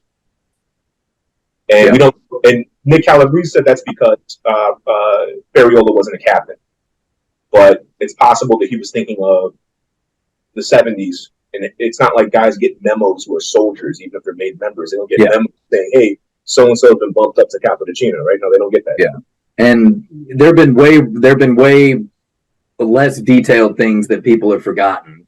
Guys can't remember what year they were made. Guys who are cooperating witnesses who are off on when they were made by like 5 years. So it's but we know that he wasn't present at that ceremony because Ferriola again he had very serious cardiovascular issues, already by this point in time. So he may have been in ill health, and it's possible that for that reason, Angelo LaPietra, who had been a soldier in Ferriola's crew, right? So they had a formal relationship. Yeah. What makes sense that maybe he stood in as the sponsor, right? But it's interesting. He is actually the sponsor. We're already seeing, once LaPietra comes into the Chinatown crew, we're already seeing a lot of gray area or fuzziness between the Cicero crew and the Chinatown. When he went to Chinatown, he brought a lot of his guys with him. His brother, Monteleone, Calabrese, Otto. Feccarata. Yeah, a lot of those guys were with Buccieri prior to. Now Monteleone was also from the Chinatown neighborhood. So he was, and I wanted to get into him because we were talking about connections going back to Sicily, right? So he was actually born Giovanni Monteleone in Sambuca di Sicilia, which is an important time in the history of the mafia in Western Agrigento province. And Sambuca has a long history in Chicago, both in terms of immigration, continuing immigration, right, till today, and a long history with the mafia. Mike Merlo, who Eric brought up earlier, who lived on Wentworth by 24th for years. He actually spent most of his career as a Chicago mafiosi living in the Chinatown neighborhood, essentially right where the LaPietras and Monteleone and all these kids grew up when they were kids, right? He was from Sambuca. He was raised in Louisiana, where a lot of Sicilians lived, and then came to Chicago with his father as a young man. So this was another important sort of paisani element, both on the north side and the south side of Chicago with the Sambucesi. So yeah, Giovanni Monteleone is born in Sambuca, comes over as a young kid with his parents. And from some of the research I've done, I've been able to connect him pretty clearly to networks affiliated with the mafia, involving paisani from Sambuca. So again, another guy that doesn't come from nowhere, right? Yeah. That's important, right? So he regardless of which crew he was initially made in, and if he had transferred back and forth at different time periods, again, like LaPietra, we have a guy that is with the Chinatown crew, is from that neighborhood, but also has strong connections to Cicero and those guys, right? Yeah. And we're seeing from the late 70s into the 90s, a lot of sort of connections and even kind of blurring right between these two crews. We know they're different crews, but at different points they may have shared a captain or even been merged into each other, right? Yeah. So then the Calabrese brothers, who were made in 83, they're brought in. They were associates under Angelo LaPietra going back to about 1969, 1970, when they were put on record or put with Angelo LaPietra and his captain. So they were under Angelo. They answered to Territorial. When Angelo went to Chinatown, they went with him. When he was captain, they answered to him as associates directly, and then they were sponsored for membership. 1986, Jimmy LaPietra becomes at least acting captain. What Nick Calabrese testified was that Angelo LaPietra, before he went away, told him, "Ufrat Sorogab,"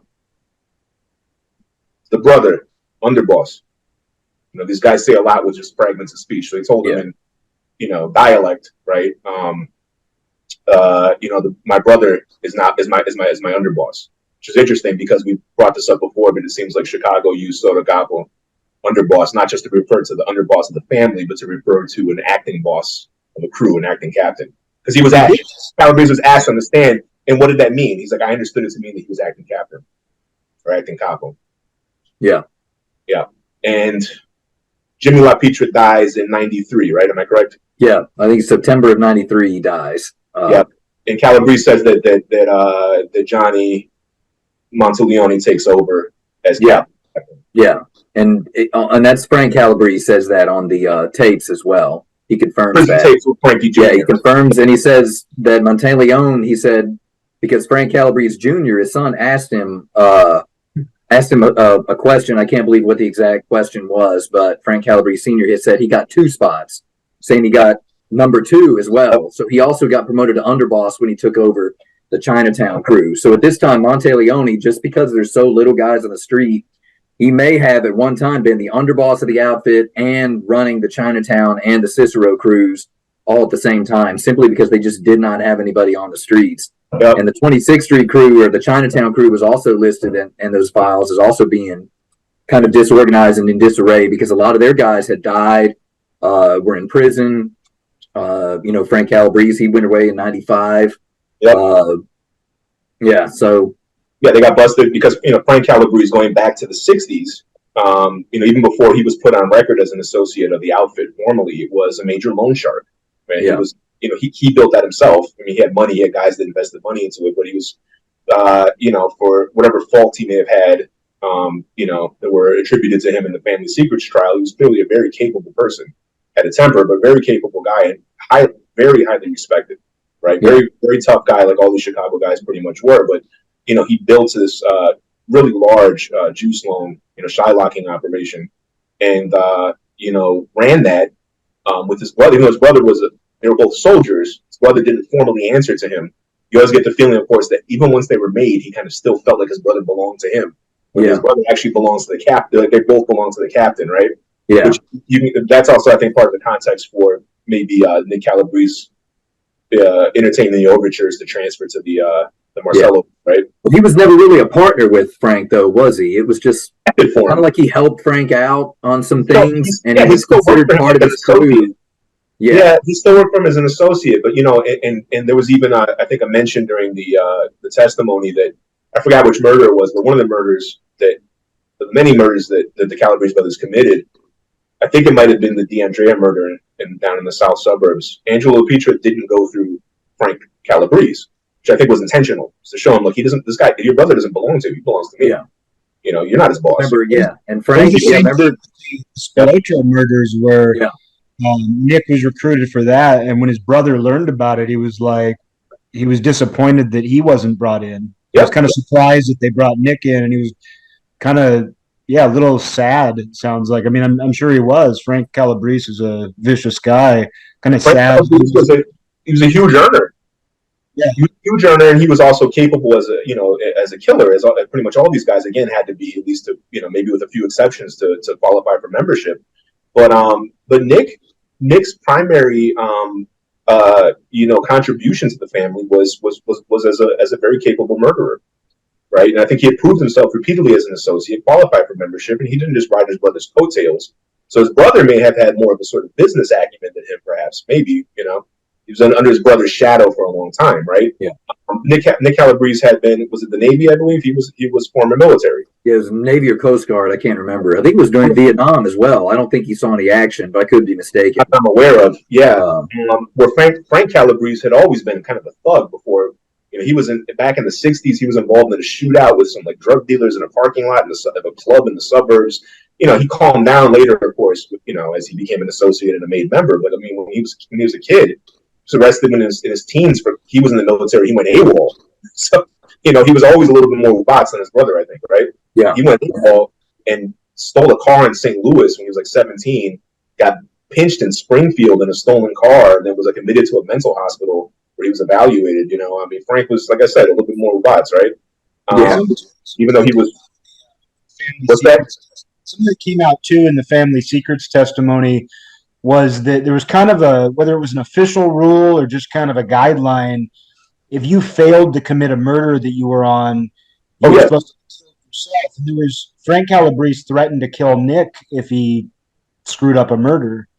I think that might have been the first murder that he committed, which was Hambone Albergo, I believe, was the first one when they were in the 70s when they were associates. Is that right, Mark? That was the first murder they did commit. Yeah, it was 1970, I believe. Yeah. Early. But there was also and there was also another instance of that when they murdered Ortiz and Borowski, I believe, when Frank told Nick that if DeForty doesn't shoot, you kill. He told Nick to kill DeForty, to drop him right there. If DeForty doesn't shoot, if he balks, drop him. That's what he told. Platinum. Yeah, well, you take the guy's place. This is like one of these things where Chicago, in terms of its ethos and aesthetic and values, it really, really resembles like one of these Sicilian mafia families, right? Yeah. I mean, they're extremely serious about this stuff, and if you fuck up or fail or balk on a hit, you take the guy's place. Yeah. There's somebody going. Yeah. Also had when Butch Petroselli was killed, he showed up with Jerry Scarpelli, I believe, and Scarpelli was going to find out that night that they were going to kill Petroselli. Yep. And LaPietra told Calabrese, if Scarpelli gives you any problems, just kill him too. So they didn't play around. Well, we know going back to the 60s from Teddy DeRose and some other sources, right? I mean, this is general mafia protocol, but we know in Chicago that a non-member could be his murder would be sanctioned. It's proved if it's approved by a captain. So Angelo LaPietra had the authority to, even though it was a guy that answered to another crew, I'm sure he could, if it had to happen, he could have straightened it out with the administration, right? And sit down. Yeah. But whereas a member, the concilio or the council, the administration of the family has to approve the contract of the member, right? Which is why Nick Calabrese testified that when he was made in 1983, that afterwards Angelo LaPietra took him and Frank to a diner and he said, "Well, now you have some protection, some." Yeah. Because then, you can't just have a hit ordered on you by a captain, right? Yeah. And then we have the big examples. Oh, go ahead, Eric. Yeah. Like that, with just that topic in mind, it makes you look at historic murders where we don't have insider details and say, when two guys were killed together or multiple guys were killed at once, it makes you wonder, were some of those guys just killed because they were there? I'm sure. Yeah. Well, that guy Murawski was killed. He was just essentially at the wrong place at the wrong time. Yeah. Yeah, he wasn't. Ortiz was the guy that they were, and I can't remember if it was Ortiz that they thought had been involved in killing Leo Manfredi. Calabrese mentioned somebody as being involved in killing Manfredi, potentially because they owed him juice money. They didn't want to pay it, so they killed Leo Manfredi, who we believe was a made member. Yeah. He was killed in 81 or 82, obviously unsanctioned. Yeah, Ortiz so they killed a drug dealer in Cicero that had there was if this was what happened, he was a drug dealer in Cicero that had taken out juice loans and didn't want to pay them back. We said, Sam Marcello, Jimmy Marcello's father, got killed in the same way. I mean, these guys, even the guys who were made members, that were rough themselves. This is Chicago, and they're also dealing with a criminal underworld of absolute knuckleheads, right, and thugs. Yeah. Right? They're sort of managing them. So they got drug dealers taking juice loans from them. They're putting the muscle on independent gambling and other businesses, right? They're dealing with a lot of people that themselves might turn around and shoot them. I mean, this is the Hal Smith thing that brought down the Cicero crew. Hal Smith was an independent bookie, right? Very flamboyant guy. He drove a huge Cadillac and had like a typical like pimp suit and hat and that kind of stuff. He was like considered. I've seen things considered him one of the largest non-affiliated bookmaking operations. Multi-million-dollar bookmaking operation. And he was paying some, street tax to them, but was independent, right? It's another thing too. It's like the outfit didn't control everybody. What they were is that they were able to impose taxes because of violence or because they could bring you benefits. They also had connections to the police, both in the city and the suburbs and so forth. They can also get other guys off your back if other guys are harassing you, right? So it's not just protection as a euphemism, right? There is some, there's a service that's being rendered, kind of like how the government renders services like security and so forth, and in return takes taxes from you, right? The mafia serves as a sort of government of the underworld, right? Yeah. And of affairs even beyond the underworld in the community, right? If people have a problem, they can't pay their rent, they can go to the local wise guy. They did this in Chicago too, right? If they're getting evicted or something, they know somebody, they can go to this person can go talk to somebody and have stuff straightened out. Yeah. So, Hal Smith, the guys affiliated with the Cicero crew, like Sally De Laurentiis and others, are instructed to up his street tax, right? And he refused, and said some very unkind things about Italian Americans, allegedly to Sally De Laurentiis in a public place, which is where the infamous attribution. It was from a witness in that Ferriola crew, Infelice crew trial, right? Said that. Ferriola got De Laurentiis got very serious and turned to Hal Smith and said, "You, my friend, are trunk music," which is one of the all-time great, Chicago lines, right? Yeah. From the sound that a body makes when it decomposes when it's stuck into the heart. Trunk music, right? And speaking of trunk music, that's another example of guys. I don't think we talked about him last time when we talked about the North Side. Jasper Campisi and John Gattuso. Yep. Who failed to kill Ken Ito and were themselves killed later on that year. Yep. And he wasn't going to flip. And then he did flip when they failed to kill him. That's the thing. He wasn't going to flip. And he said, and this is from his account, but I find it believable. And he's interesting because he wasn't a mafioso. He wasn't a member of the mafia, but he was a lifetime affiliate who answered to them, right? Yeah. He had this sort of samurai Bushido code from his own Japanese culture, right, where he saw it. Basically, he was like, basically like almost like a samurai serving his retainer, right? And he knew it was his duty. He gave his wife, gave his wife his jewelry, right, and put on he took a bath, put on a suit, and met these guys in a parking lot because they told him, "Hey, Vince Solano, who was the captain of that crew at that time, wants to meet with you," and they used old ammunition.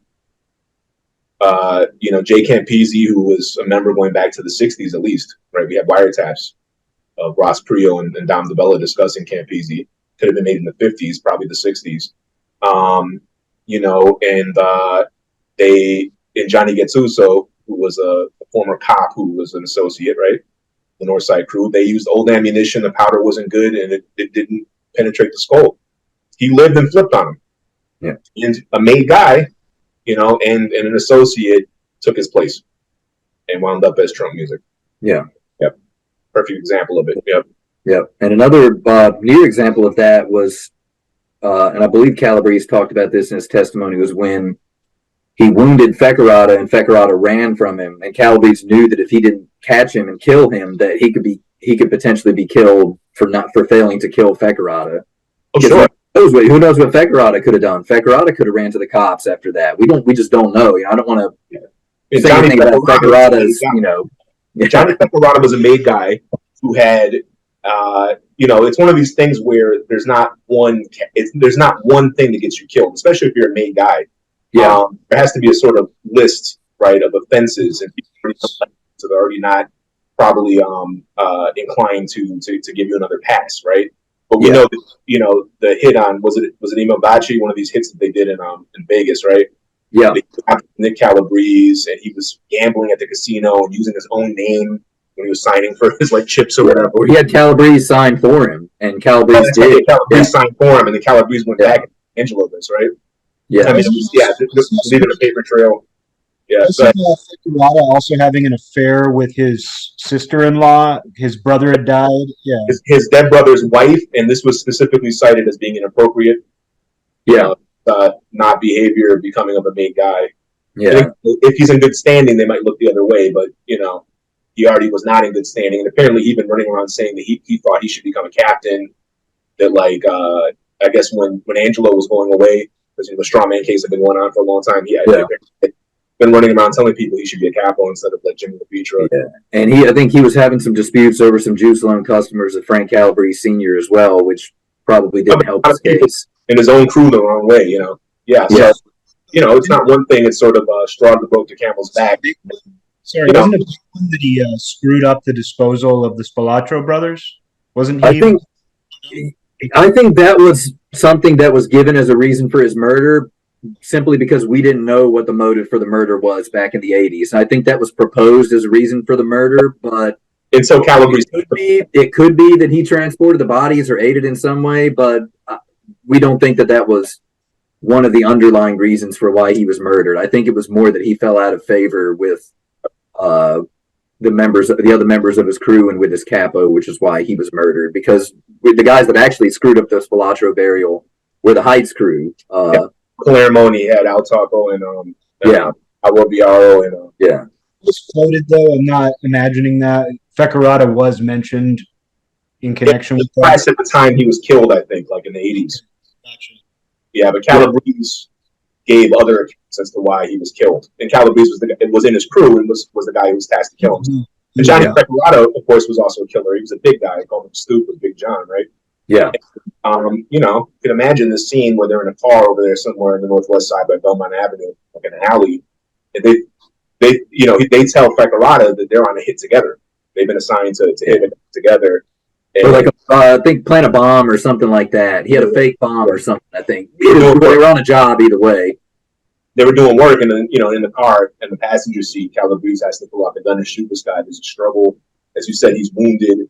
Calabrese has to chase him, winds up finishing him off, and the glove full of blood, the leather glove that he wore, fell out of his pocket after he stuffed it in there. Because when he shot Feccarata, he shot through his own arm to shoot Feccarata initially. To wound him. That's where the bloody glove came together, struggling over the gun. Yeah. And that's what eventually winds up being the sort of nail in the coffin that gets him the foot. Because years later, they're able to run DNA on it. They had recovered that glove and didn't have, that capacity in 86, right? Yeah. And and they didn't even know that. They didn't even know to collect DNA from him until Frank Calabrese Jr. told the FBI that he was the guy that was involved with that murder. Otherwise, they would have never known to test him for DNA for that glove either. So Frankie Jr. flipped, but he wasn't in a position to give him all that much. It's really again, because they would have had another. I mean, it's debatable, I guess, whether you consider Frankie Calabrese Jr. as an associate. I guess he was in some ways, but under his father, he did collections and other stuff. But not even a high level associate. On his own, he wouldn't have provided much of any case at all. Yeah. So yeah, that was really the sort of nail in the coffin that got, which is why we're able to discuss many of the things we're able to discuss today, is because Calabrese shot his own arm and dropped his glove. Yeah, we probably wouldn't even have these 2 episodes that we did most recently if it wasn't for that testimony. There's just not enough information out there. I mean, we rely on it very heavily, not because he's infallible, right? Or he never twisted anything or misremembered anything, right? Because everybody does at some level, right? Yeah. I believe his account is mostly truthful and is accurate from his point of view, right? Yeah. Now, it's a very limited. He's a soldier. Chicago had a lot of organizational internal security. There's a point in one of the days in July 2007 where he's being questioned on the stand at Calabrese, and they ask him, about how, the sort of the chain of command, and they're like, so the capos, they answer to the boss or the underboss. He's like, one of them, the boss or the underboss, but I don't really know. Like, you weren't aware of that. He's like, I wasn't on that level. Yeah. Like, you just were told. He's like, that's right. Yeah, and I mean, Scarpelli, going back to, we kind of touched on this last episode as well, Scarpelli wasn't even sure who the underboss was. He said it thought it might be Ferriola, but I think he may have just thought that because Ferriola was a powerful guy, and, Him, I mean, Bob Cooley, who was, we can talk about it a little bit because he was, the guy had, the guy had balls the size of Saturn and Jupiter, right? Because, the FBI thought he was suicidal, like dying or something, because in the 80s, he volunteered. He has an account of why he did it. I don't know. I wasn't there, right? He says he got fed up of being the bag man. He was a former cop and a lawyer that worked for, basically directly for Pat Marcy, Pasquale Marciano, who was the head of the First World Democratic Organization for many years. Was a really important, he was a made member and a really important person in the political apparatus that we touched on.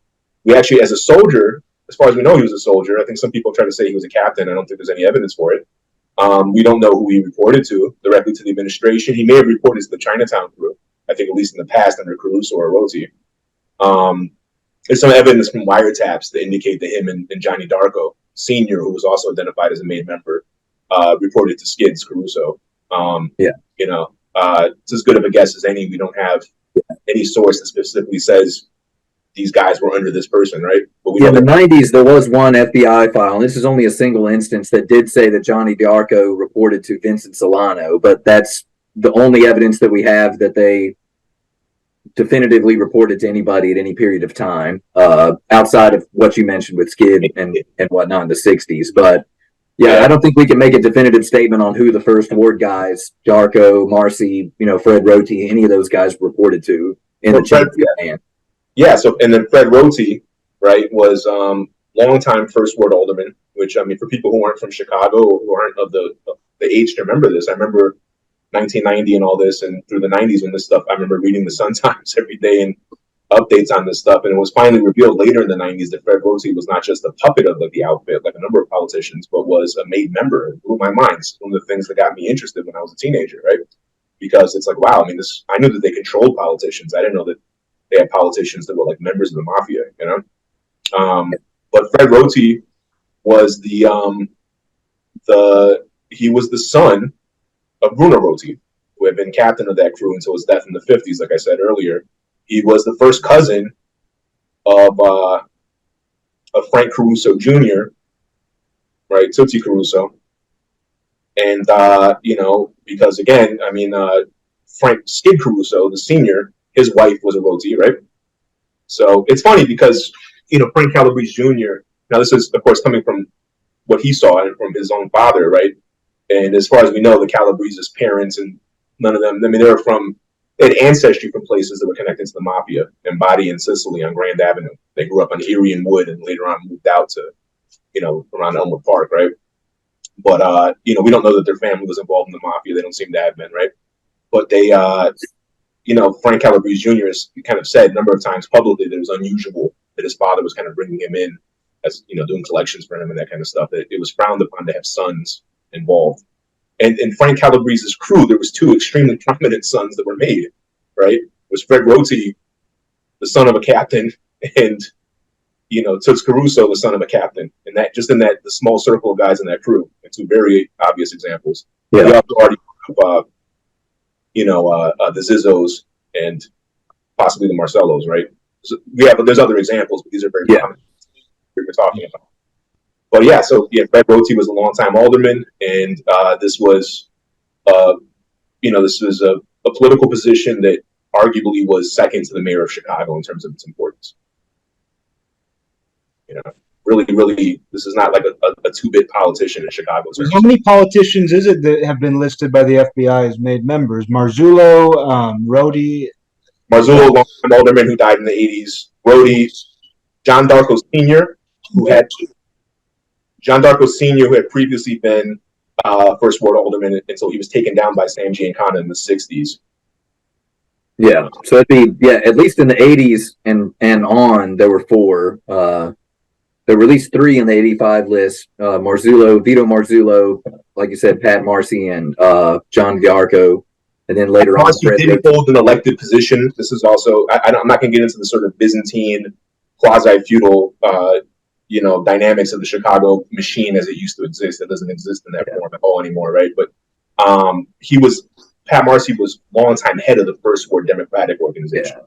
He was like aldermanic secretary or something was his official title, right? It's not an elected position, but it's a party position. So it's a position that's really important in the ward system of the machine in Chicago, because these are people that control patronage jobs, and they control the precinct captains, who are the people who get the vote out.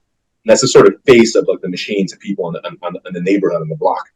If you know a precinct captain back in the days, this is how you got stuff done. You got a kid who's a knucklehead and needs a job. You talk to your local precinct captain. Precinct captain talks to the alderman. If they're connected to somebody, they get the kid a job working on a garbage truck for Streets and Sand. That kind of stuff, right? The basic unit clout, right, was the precinct captain. They were like the soldiers, So they answered to, technically, the alderman, who was the elected official of the ward, but then, to the head of the party organization of the ward. Yeah. So Pat Marcy never held an elected position, so far as I'm aware. There was some other politicians that may have been members. Frank Annunzio, who was a U.S. congressman from Chicago. The FBI has documents where they state that they believe they have information he's a member, but we don't know where it comes from.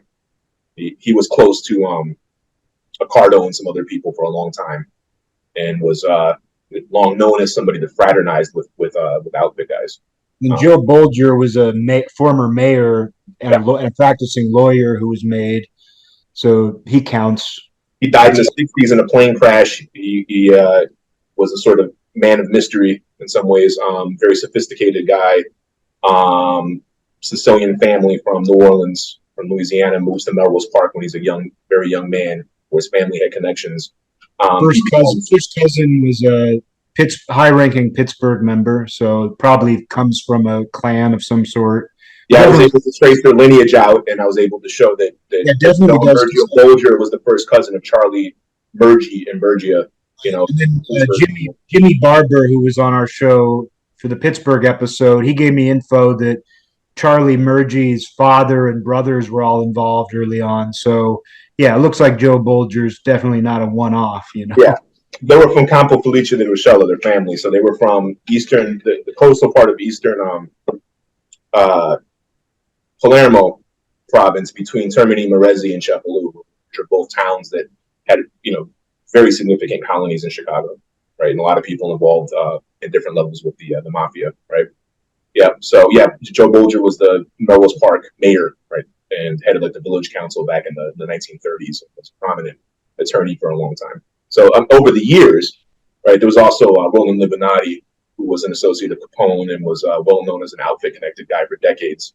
Was a state legislator. May have been a member. He was never proven, but that wouldn't surprise me at all. Very, very close to a lot of guys going back to the Capone days. But yeah, there's so in 1990, eventually the Gambat case, which stood for gambling attorney, right? Gambat, because Bob Cooley had a gambling problem, which some people have said, well, that's really why he flipped, because he knew. I think at some level he also knew. He may have been disgusted personally with the fact that in the Cook County court system at 26 in California, you can buy a murder case for $10,000 if you have the right attorney as the bag man presenting it to the right judge, right? But it was like a horse trading. I have relatives that were heavily involved in 26 in California back in the 80s, and the stories are incredible. Stuff it was just rife. It was like a marketplace, for corruption. Cook County, which encompasses Chicago and the nearby suburbs, one of the single largest and most important counties in the country, and you could buy a murder case in the 1980s for $10,000. And Pat Marcy was one of the main people directing this on behalf of the Chicago mob. So he would direct Cooley to take these payments and stuff to judges. Cooley wound up wearing a wire on Marcy, which again the feds thought he must be suicidal. They didn't believe him at first. This was amazing that the guy did this. And by 1990, this winds up developing into this major case that takes down Pat Marcy, who dies while the trial is going on in 1993. Again, Pasquale Marciano, but like a lot of these guys, they like taking Irish-sounding names to sort of kind of distance themselves publicly from being Italian, right? Because in Chicago, of course, up until yesterday, if you were Italian, everybody assumed you were connected to the mob, even though there's 500,000 Italians and only a couple of them really are, right? But he and Fred Roti, Pasquale Pat DeLeo, prominent attorney. That guy Shields, I forget his exact position at that time, but really, really, really important people in the the cities and counties' power structure are brought down by this, and that sort of really breaks the backbone of a control over city politics, which in some form may have gone back to the 1890s with the Chicago Mafia, from what I've seen. Yeah, and coupled with all the other indictments that happened at the time, it was really a crippling blow to the outfit as a whole. Yeah, we talked about these other cases, right, that brought down they brought down captains, bosses, made guys, and important associates. If they were Italian, could have been proposed for membership, which is why in the 90s, so many crews are in disarray. Why Johnny Monteleone may have held multiple positions, because he was only one of the only senior, like high-level respected members, right? Yeah, that's on the street, yeah. Yeah, but this 1990 case really, to me, was really instrumental, because it removed a lot of the capacity for political corruption in the city itself.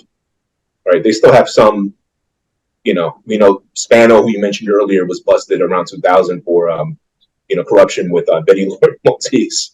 This, cartoonish. Cicero makes Chicago look like the Better Business Bureau. It's so whose husband Frank Maltese was brought down with Infelice in that 1990 case too. So longtime mob associate. His wife Betty Lauren Maltese was doing all sorts of political favors and kickbacks and that kind of stuff. Like the people that are in the Cicero government, like the town government for decades. They just put, you got a relative, you put him in as head of the animal shelter. It was just it was an absolutely rampant cronyism and lots and lots of mob ties, right?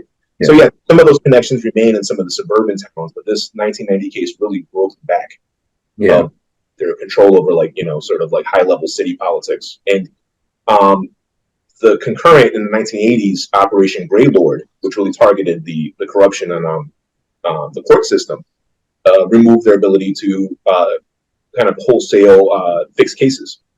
Yeah, and this has downstream effects on their capacity to inflict violence. Yeah, and Eric, I think you had a question a couple minutes ago. I think you were breaking up. Oh, sorry, I didn't mean to cut you off. I didn't hear anything. No. He was breaking up. I just wanted to make sure. It was just a comment. I was just saying that, like we've been saying, Chicago was a relatively small family, bigger than Milwaukee, bigger than Rockford, but New York is really exceptional as far as the size. And when Chicago was hit by these indictments and everything, this is a small family, so it's like these indictments have weight when they hit. And so being a small family that didn't make members very often, didn't have a lot of made members, again, it's relative, but still, like that would hurt them more than it might another family. Yeah. Eventually, 100%, of made guys. Yeah, not as resilient, and I think that for so long they had operated with near impunity in many ways. Yeah, they had a lot of pressure coming from the 1960s onwards from the federal government. That's true, right? And that impacted their ability to. We discussed this last time, I think, right there. Even from the 60s on, there's a lot of talk from FBI informants and wiretaps, right, of all over the city and suburbs that it's getting harder and harder for them to run things like gambling. Because gambling is easy to raid. It's in a fixed place, right? Yeah. So they moved to floating games instead of like fixed games and that kind of stuff, right? But they adapted. We think by the 80s they even got into things like financing narcotics and that kind of stuff, right? They got into extortion became even more of a sort of bread and butter racket for them, whereas gambling had been bigger before. Juice had been huge, and by the 60s and 70s, juice was becoming much more of a liability, to the point where in the 80s, Scarpelli says that the Ferriola and police crew is completely out of juice. Yeah, it's mostly street tax that have mostly turned street tax have taken over a lot of that. Yep. Gambling, which doesn't give as heavy of a sentence. The problem with this is true for street tax, but the problem with juice is you get hit with extortion charges. You have to walk a fine line between terrorizing your clientele and also like having a good rapport with them, right? Because you want them to pay you back. You can't. They're not going to pay you back if they're in the ground, right? But also they're not going to. If you terrorize them too much, they're going to they're going to say, "Look, these guys are going to whack me anyway." Yeah.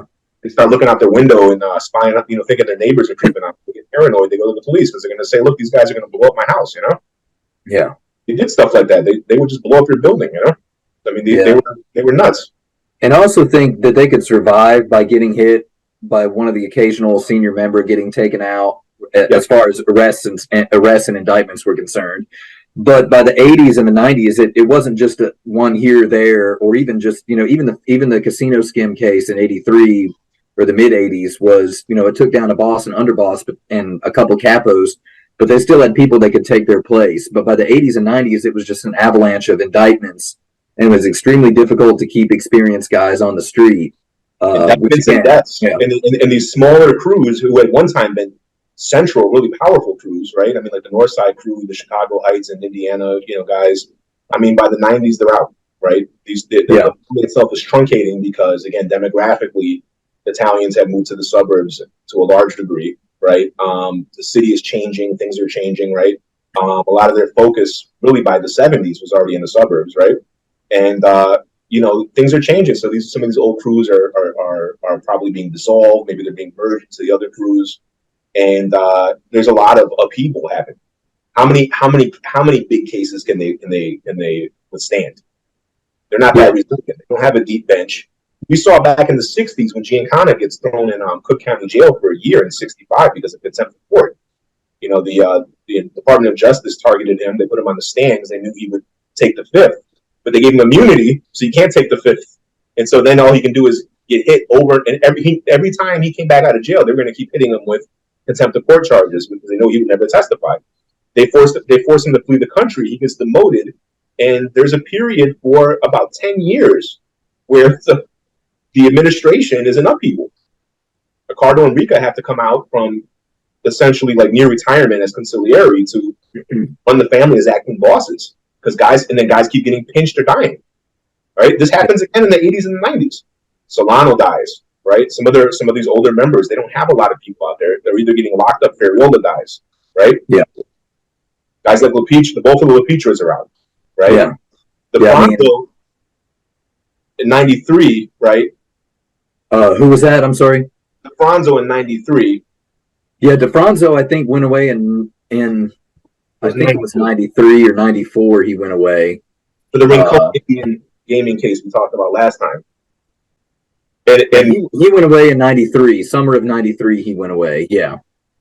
So as we said before, we think that I think maybe if we just want to, there's a lot of things we could talk about. A lot of stuff that I didn't mean to go off into the weeds because every one of these topics opens up like a new line of discussion. Yeah. If we want to get back to the administration, we've covered all the crews. Yeah, I think mostly the boss, because I think the underboss position is still such a question mark, aside from that one little nugget that Frank Sr. gives us by saying that Monteleone took over the number 2 spot. And also that we think that DiFronzo was also Carlisi's underboss or the outfit underboss for a time in the late 80s. So from what we understand that we pieced together from court documents and what Nick Calabrese has mentioned, we're going to try and give kind of an overview of the boss position of the outfit from Sam Carlisi's ascension in '86 up to I think maybe pre-Family Secrets. We'll try and bring it up to that period of time. But as already been mentioned a few times, Carlisi became boss in '86. It's believed that by about 89 or 90 that he is spending more and more time in Florida, and DiFronzo has now become acting boss or street boss or what have you. Yeah. Carlisi is still official boss. He hasn't stepped down as boss. And we believe, and Tony and I have spoken on this, that we think there's a possibility that he stayed on as official boss all the way up until his death in 1997. And we've got a couple of reasons, that's a couple of things that support that. First and foremost is that when Nick Calabrese gives his list of the bosses, he goes Joey Aiuppa, Sam Carlisi, John Monteleone. Very clear about it. Very specific. He doesn't mention anybody in between those three, which leads me to believe that Sam Carlisi was boss from the time he was from 1986 until the time he died in prison on, I believe, New Year's Day of 1997. Yep. And another reason that kind of supports that is that Carlisi was never really, I don't think he was sentenced. He was either not sentenced by the time he died, or he was still trying to appeal his sentence by the time he died. So he may have been hanging on to that official title with the hopes that he would be freed and still be boss of the outfit at that point. So it's not really something that's like a smoking gun that says, yeah, that supports the idea that he was boss, but it's just another interesting thing that kind of leads us down the trail to believe that he may have been official boss until his death. His health wasn't great, I guess. I don't recall offhand exactly what he died from, probably a heart attack or something. Maybe. Yeah, I think there was an issue. He died of a heart attack in prison. I think there was some talk maybe on Fosco's site about the healthcare for him being really poor, or I think he said he was having a heart attack and they kind of blew it off, and it ended up he actually died. He was in his 70s. He wasn't super duper old. He could, some of there's guys who live a lot longer than that. And yeah, I think he was 75 when he died, so he wasn't, he wasn't, elderly, but I mean, I guess he was considered elderly, but he wasn't, ancient, especially by today's standards when we think about some of the guys who are still involved with the families. But so Carlisi goes away in 92. So DiFronzo is still acting boss. Carlisi's been in prison. DiFronzo is technically still acting boss. DiFronzo is also indicted in 92. He goes away in 93. And we have some FBI files, and I think we discussed this last episode, where the physical description of who they say took over as acting boss it fits exactly into the T of Joseph Andriachi. So, and maybe Tony, you can correct me. I try to be as good at these Italian pronunciations as possible. Is it Andriachi or Andriachi? Well, I mean, different people may say it differently. I mean, in the correct pronunciation would be Andriachi. Yeah. That's what I've always assumed, but I'm not sure how. I've always heard it. I mean, I've always heard Andriachi. I don't know if there's people in Spanish. People also often anglicize the. And then again, Jackie Cerrone, his was Cerrone, right? So yeah. So because that's typically a K sound, like CCH. Yeah. No, the surname itself is definitely Andriachi. So very, very briefly, I mean, so his family were involved in the San Rocco de Simbario Society, which was San Rocco de Simbario was the society of the people from Simbario in Vibo Valencia in Calabria, which had another town that had a major colony in the Chinatown Bridgeport area. So that society was founded and led for decades by Bruno Rotti, who again was the captain of the Chinatown crew until his death in 57. He was like a major person in that area, right? They had a huge parade and everything down Wentworth for him when he died. That society still exists, just because members of it have been involved in the Mafia doesn't mean that the majority of people involved with it have anything to do with that. They all just happen to have ancestry, from this particular town, but so did the Andriachis. And the Andriachi, Roti, Bertucci, Spina, and there's some other families like Barbara that are mixed in there. All are intermarried, intertwined families going back to Calabria. Most of them settled in the Chinatown Bridgeport neighborhood. Some of them settled by Grand Avenue, a few of them. And that was Joey Andriachi's family. His parents were from Calabria, and they settled on Ohio Street in the same building by Ohio and Levitt, where later on Joey Lombardo lived, because Joey Lombardo married Joey Andriachi's first cousin, Marian Nigra. But yeah, it's Andriachi, and he was those families again have a long-standing relationship with each other. Yeah. Yeah. Yeah, and again, I don't like to speak a lot about people who are still alive unless there's something that points to their direct activity, because I don't like to engage in conjecture about people that are still alive. But from what I can ascertain from this file, it says that the acting boss around, I think I can't find the exact file right at this moment, but it was right around the time that John DiFronzo went away that they said Joseph Andriachi was the new operating boss of the Chicago outfit, or the Chicago LCN. I forget how they phrased it. So we got Carlisi goes away, Carlisi, he moves to Florida, and then he goes away. So DiFronzo's still acting boss. Then DiFronzo goes away in '93 for a year, and Andriachi becomes acting boss. And I think it was Fosco even brought it up on his side. I think it was Fosco that brought it up, that said that everybody was already going to Andriachi, and he sort of became the acting boss by default, because everybody was sort of going to him. Yeah. If you needed something from DiFronzo, you went to Andriachi. Yeah. So DiFronzo, his case gets overturned, and he's released on appeal in July of '94. So it's still assumed that he comes out and assumes the mantle of acting boss. Another thing that we have to remember here that kind of supports the idea of Carlisi being boss until his death is that Frank does mention something in the tapes. Frank Calabrese Sr. mentioned something in the tapes of Johnny DiFronzo inheriting the position of boss. So that to me sounds like Carlisi dies, DiFronzo being the acting boss, then inherits that position and would then become boss of the outfit. But as we also know, Frank Calabrese told his son that DiFronzo turned that down. Yep. So that would be 1997. So it kind of fits neatly into this little time frame that we have here. It also kind of coincides with what Joe Fosco, we mentioned Fosco on an episode. I don't know if we mentioned him last time, but we mentioned him on the episode we did on the 70s, 80s. But he was affiliated with the Elmwood Park crew.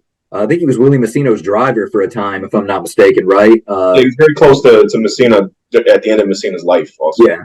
So he had some close connections, knew a lot of these Elmwood Park guys personally, still knows some of them personally to this day. So he's someone whose opinion is to be respected when it comes to these guys.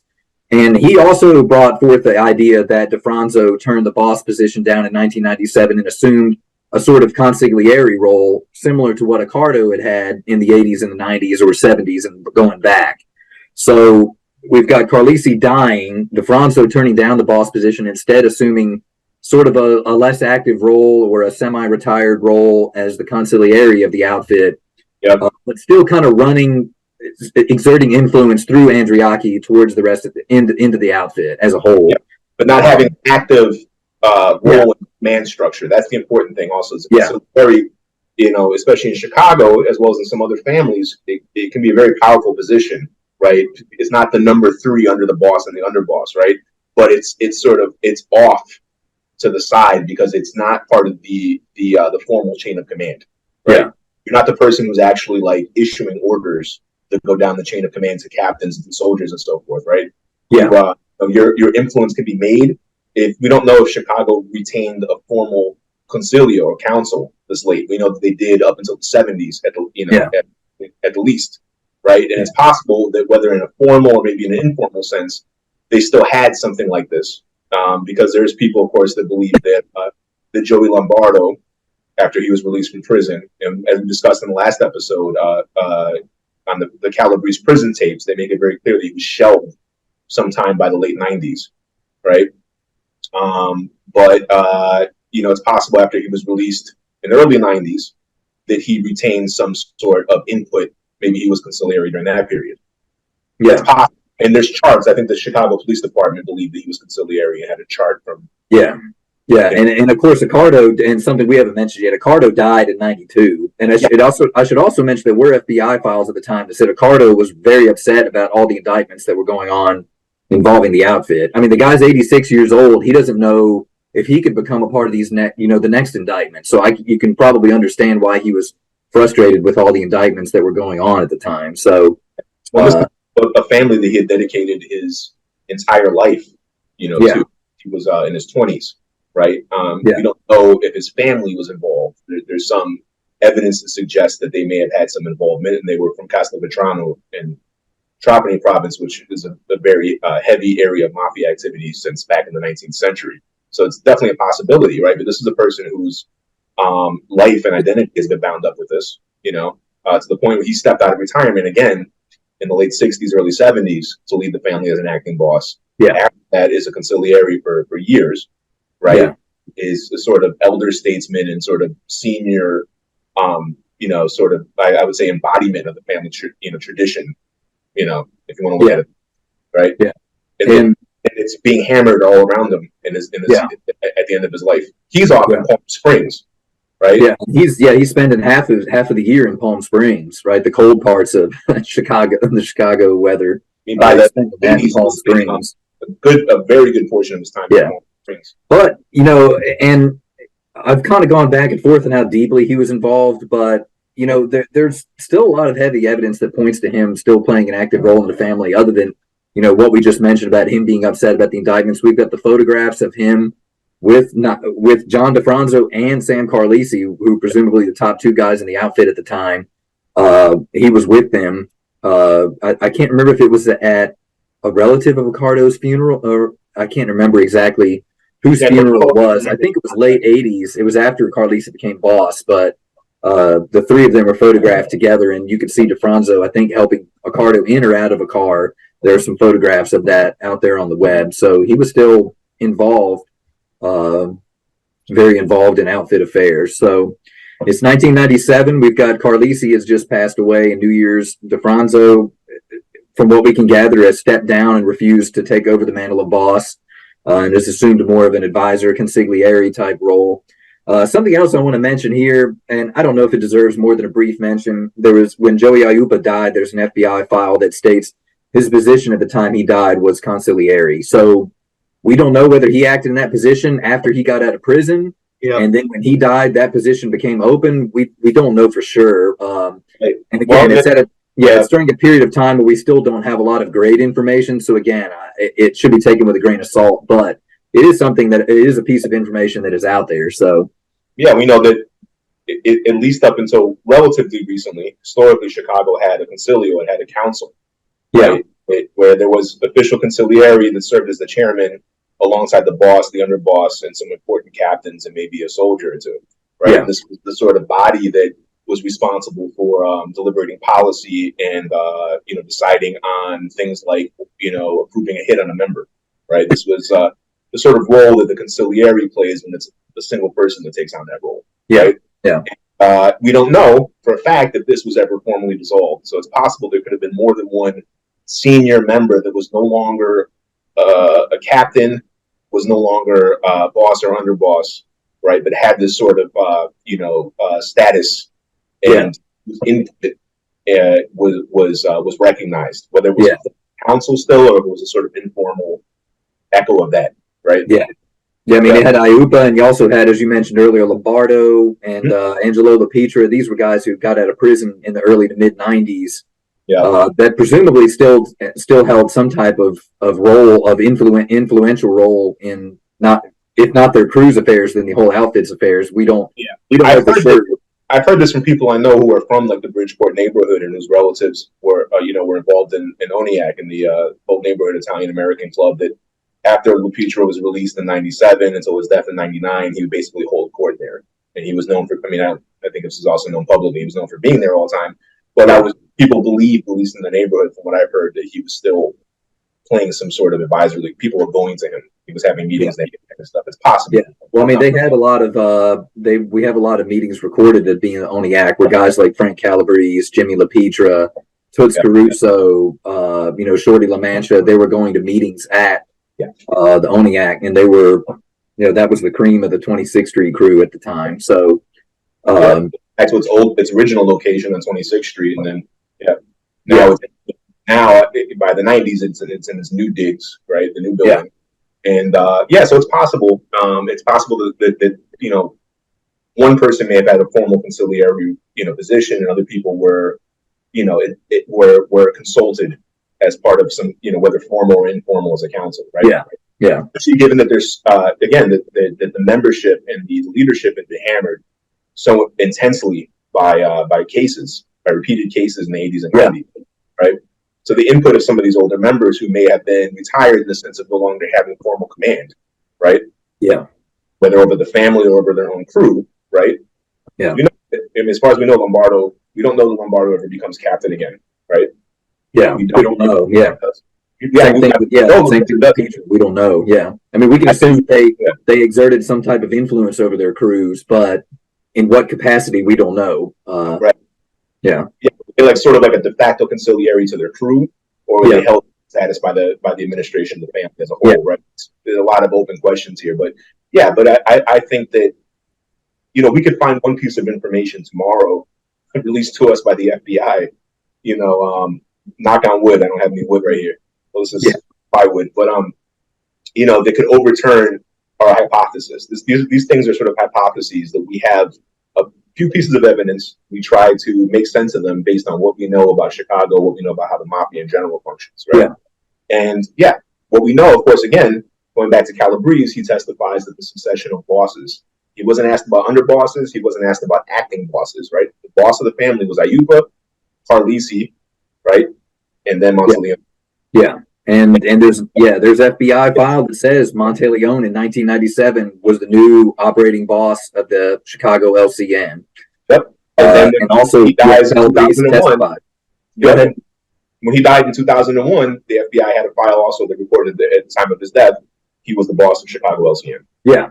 So in 97 and until 2001 when he died, the outfit had him the FBI had him as boss of the Chicago LCN or the Chicago outfit. Yep. Nick Calabrese also testified that I don't know if he used the exact words of he succeeded Sam Carlisi, but he did list the bosses as Aiuppa, Carlisi, Monteleone, the boss succession. I'm not sure in what context he listed them. He was asked by the council. I don't know if he was being cross-examined or examined, but he was asked and then who was after Carlisi, and he said, "Okay, yeah." I don't have his testimony open in front of me, but unless we have another source that's of equal stature that can contradict that, right? That this is what we have, right? Yeah. And just one more thing, since I have it, while I'm on the subject of Monteleone, he used. There's an FBI file that states that he used James DeForty as his go-between between Cicero crew and when he was underboss, and he used Shorty LaMancha for the same purpose with Chinatown, even though, as far as we can tell, Shorty wasn't made, even though I think he's listed as made on some lists. Calabrese tapes state explicitly he wasn't made. Yeah. Context of him having falsely introduced himself, which is already against protocol, as a member to Sonny Francis, Colombo member. Yeah, he was introducing Frank as maid to other maid members, which was a big breach of protocol. Frank was trying to tell his son, Frankie Jr., even as a non-member, knew, of course, that this was against protocol. He's like, he wasn't even, and he's like, Yeah. So around 93, I guess it would have been Monteleone would have been about underboss by then, or dual capo of those crews, whatever position he held. It was a senior position. And they mentioned that DeForty, there was intelligence that had told the FBI that DeForty had, quote unquote, just been made. Now, this was 93. Later on, Calabrese testifies that DeForty was made in 88. So again, it's just another example of the poor amount of intel they had on membership in Chicago LCN, because DeForty was being listed as recently made 5 years after he was actually made. So it's also another supporting piece of evidence. And this is something I've never really thought of. Maybe we've talked about this before, Tony, but it's another piece of evidence to me that Scarpelli didn't mention his making ceremony, because otherwise, they would have already assumed that DeForty would have been made in 88, right? If presumably Scarpelli would have known who he was made with in 88, and presumably he would have told him that DeForty was one of the guys he was made with, while they would have known that DeForty was already made and not that he was just recently made in 93. So it's just hard to tell where it all fits. Like they didn't, Scarpelli came up in the last one. It seems like there's some redacted sections of the 302 for Scarpelli. I think those mostly relate to details relating to murders, which was what they questioned him about. There were murders involving guys that maybe were suspects that were still alive or something to that effect. There's a reason why they cases. I don't think that because I don't think they would have redacted details about a ceremony. Maybe if there's names mentioned, but you think there would still be some words that we could piece out. Yeah, it's nothing. So there's nothing that we can see in there that refers to his made status, or the ceremony. And again, he had only been made for about a month, and the whole time that they were doing the sting case on him using Duke Bazille's wire that he wore in his testimony for his statements, right? Associate Jimmy Duke Bazille, he wasn't made all that time anyway. So you really wonder if when the feds got him to flip, if they even knew he was made. Yeah, and you almost want to think that maybe he was just thinking that he could give some information out, maybe get out of something, and then maybe get back on the street, and possibly in the same capacity. I don't really know. You don't really know what runs through these guys' heads. But obviously, he had second thoughts because he committed suicide. So, reported in the papers before he committed suicide, also that he was popular. So that wouldn't look good. And then then apparently the day before he committed suicide, the judge had denied his motion to dismiss Bazille's wiretap, his wire that he wore, or his statements. I forgot which. But the evidence provided by Bazille against Scarpelli, which is the whole reason why he flipped in the first place. His lawyer tried to throw that out, and the judge rejected it. The next day, they found him hanging in his cell. I know some people believe that Frank Schweiss suicided Scarpelli or something. People believe that he got murdered and it was staged to look like a suicide. I don't know, but I don't think there's any reason to believe that. Because again, it's after he found out that essentially the key to the prosecution's case against him, was gonna hold. Which was again, maybe he would have tried to back out of testifying, right? Yeah.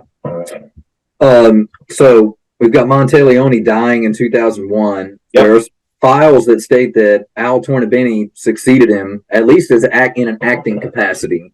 At that time. We've discussed them. We have that as the best evidence that we have is that I think that we believe that Marcello probably succeeded him formally, but Marcello was in prison at this point.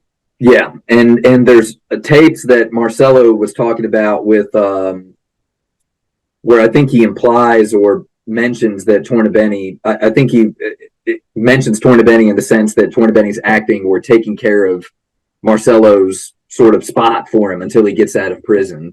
But once Tornabene gets out of prison, Marcello gets out. Once Marcello gets out of prison, we can assume that he took over from Tornabene at that point as the official boss of the outfit. Also, we have, and again, this is from a court record where Mark Hay, this is from Michael Sarno court records, or Mark Hay was really low-level burglar guy that flipped again and testified against Mike Sarno, Mark Polchan, some of those other guys that were involved in that case, and also Anthony and Sam Volpendesto. He was conversing with Anthony Volpendesto while he was wearing a wire, I believe, or over a wiretap. I can't remember exactly.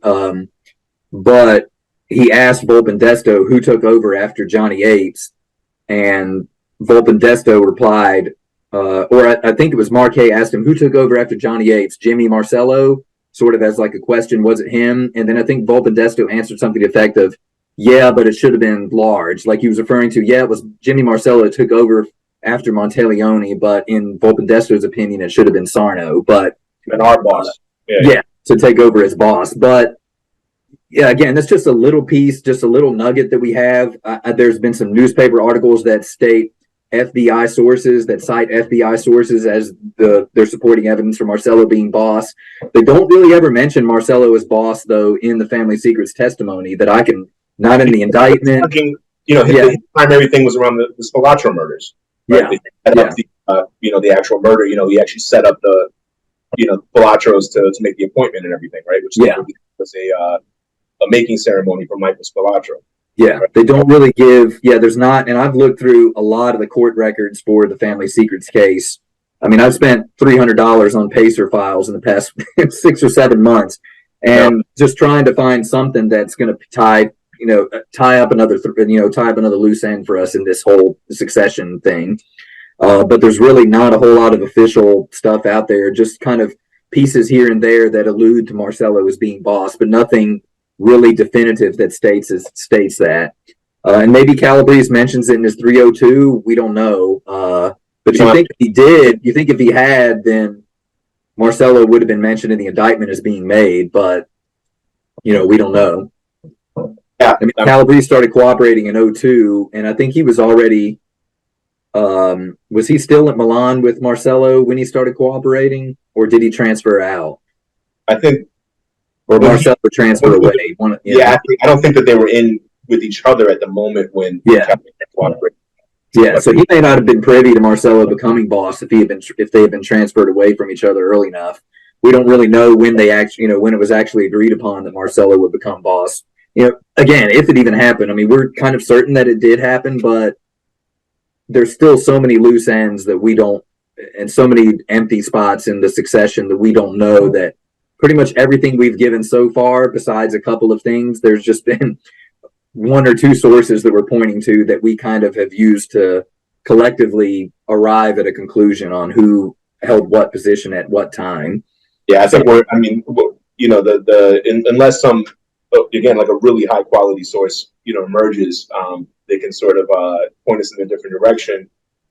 Given Calabrese's testimony, given the other information we have, from the from the Calabrese prison tapes, Bosco, and then some other reports, right, it's pretty clear that Carlisi was boss and was succeeded by Monteleone. Whether who was acting at different points in time, right?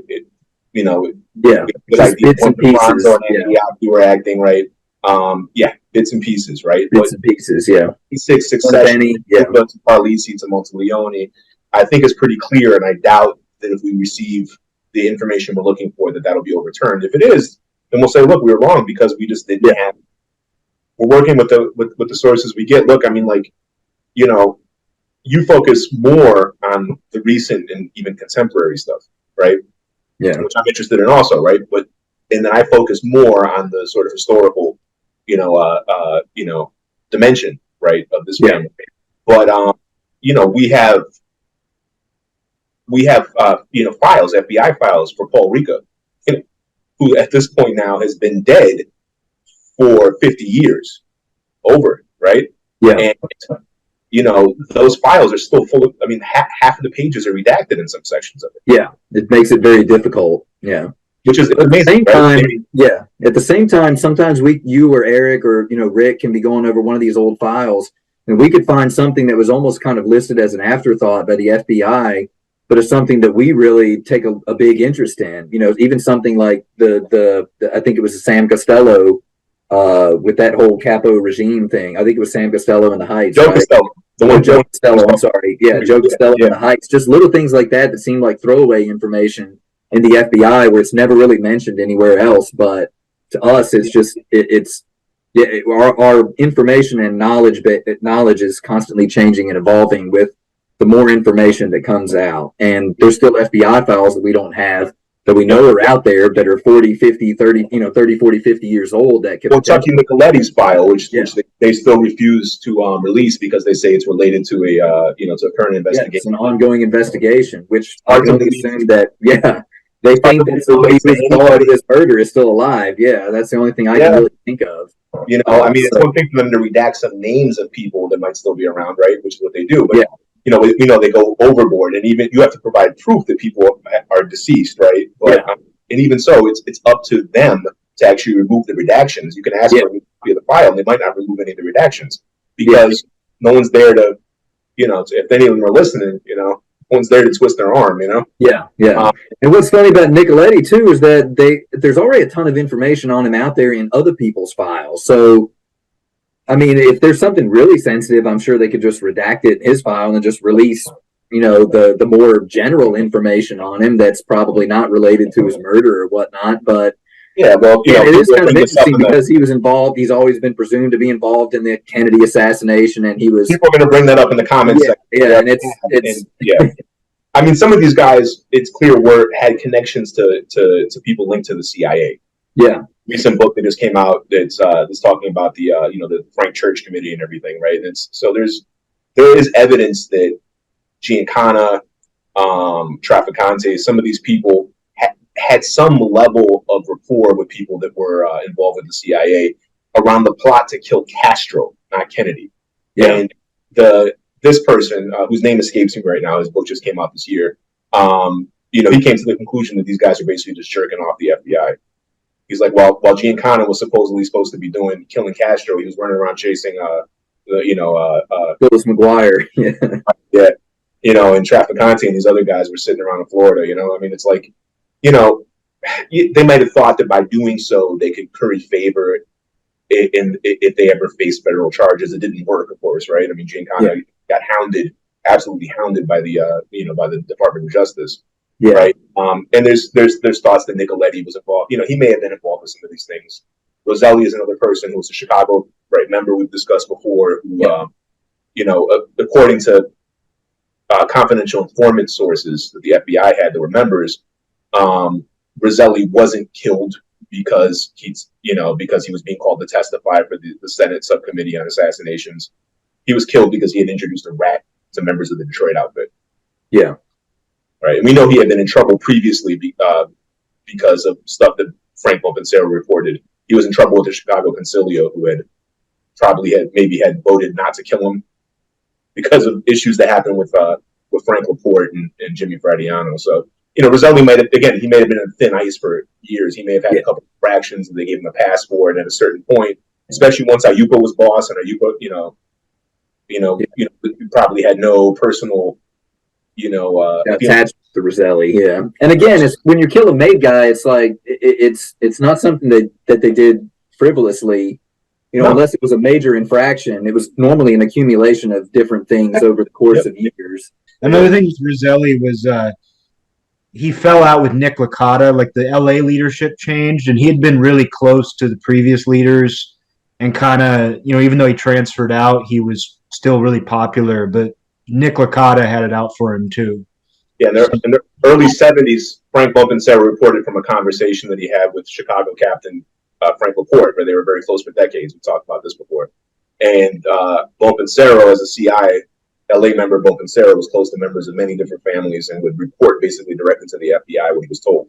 And he said that, Laporte, who had been involved in a failed trucking company venture with Fradiano, and they lost a bunch of money, that Roselli had taken Laporte to a meeting with Roselli's attorney and had written down a bunch of stuff in a document that he kept on a paper on his person. And when Frank Laporte found that out, he flipped out. He's like, if you get pinched with that on you, I'm going to go down. So Frank Laporte, who was Roselli's captain, right? Roselli, lived in California, but reported to Frank Laporte as a soldier.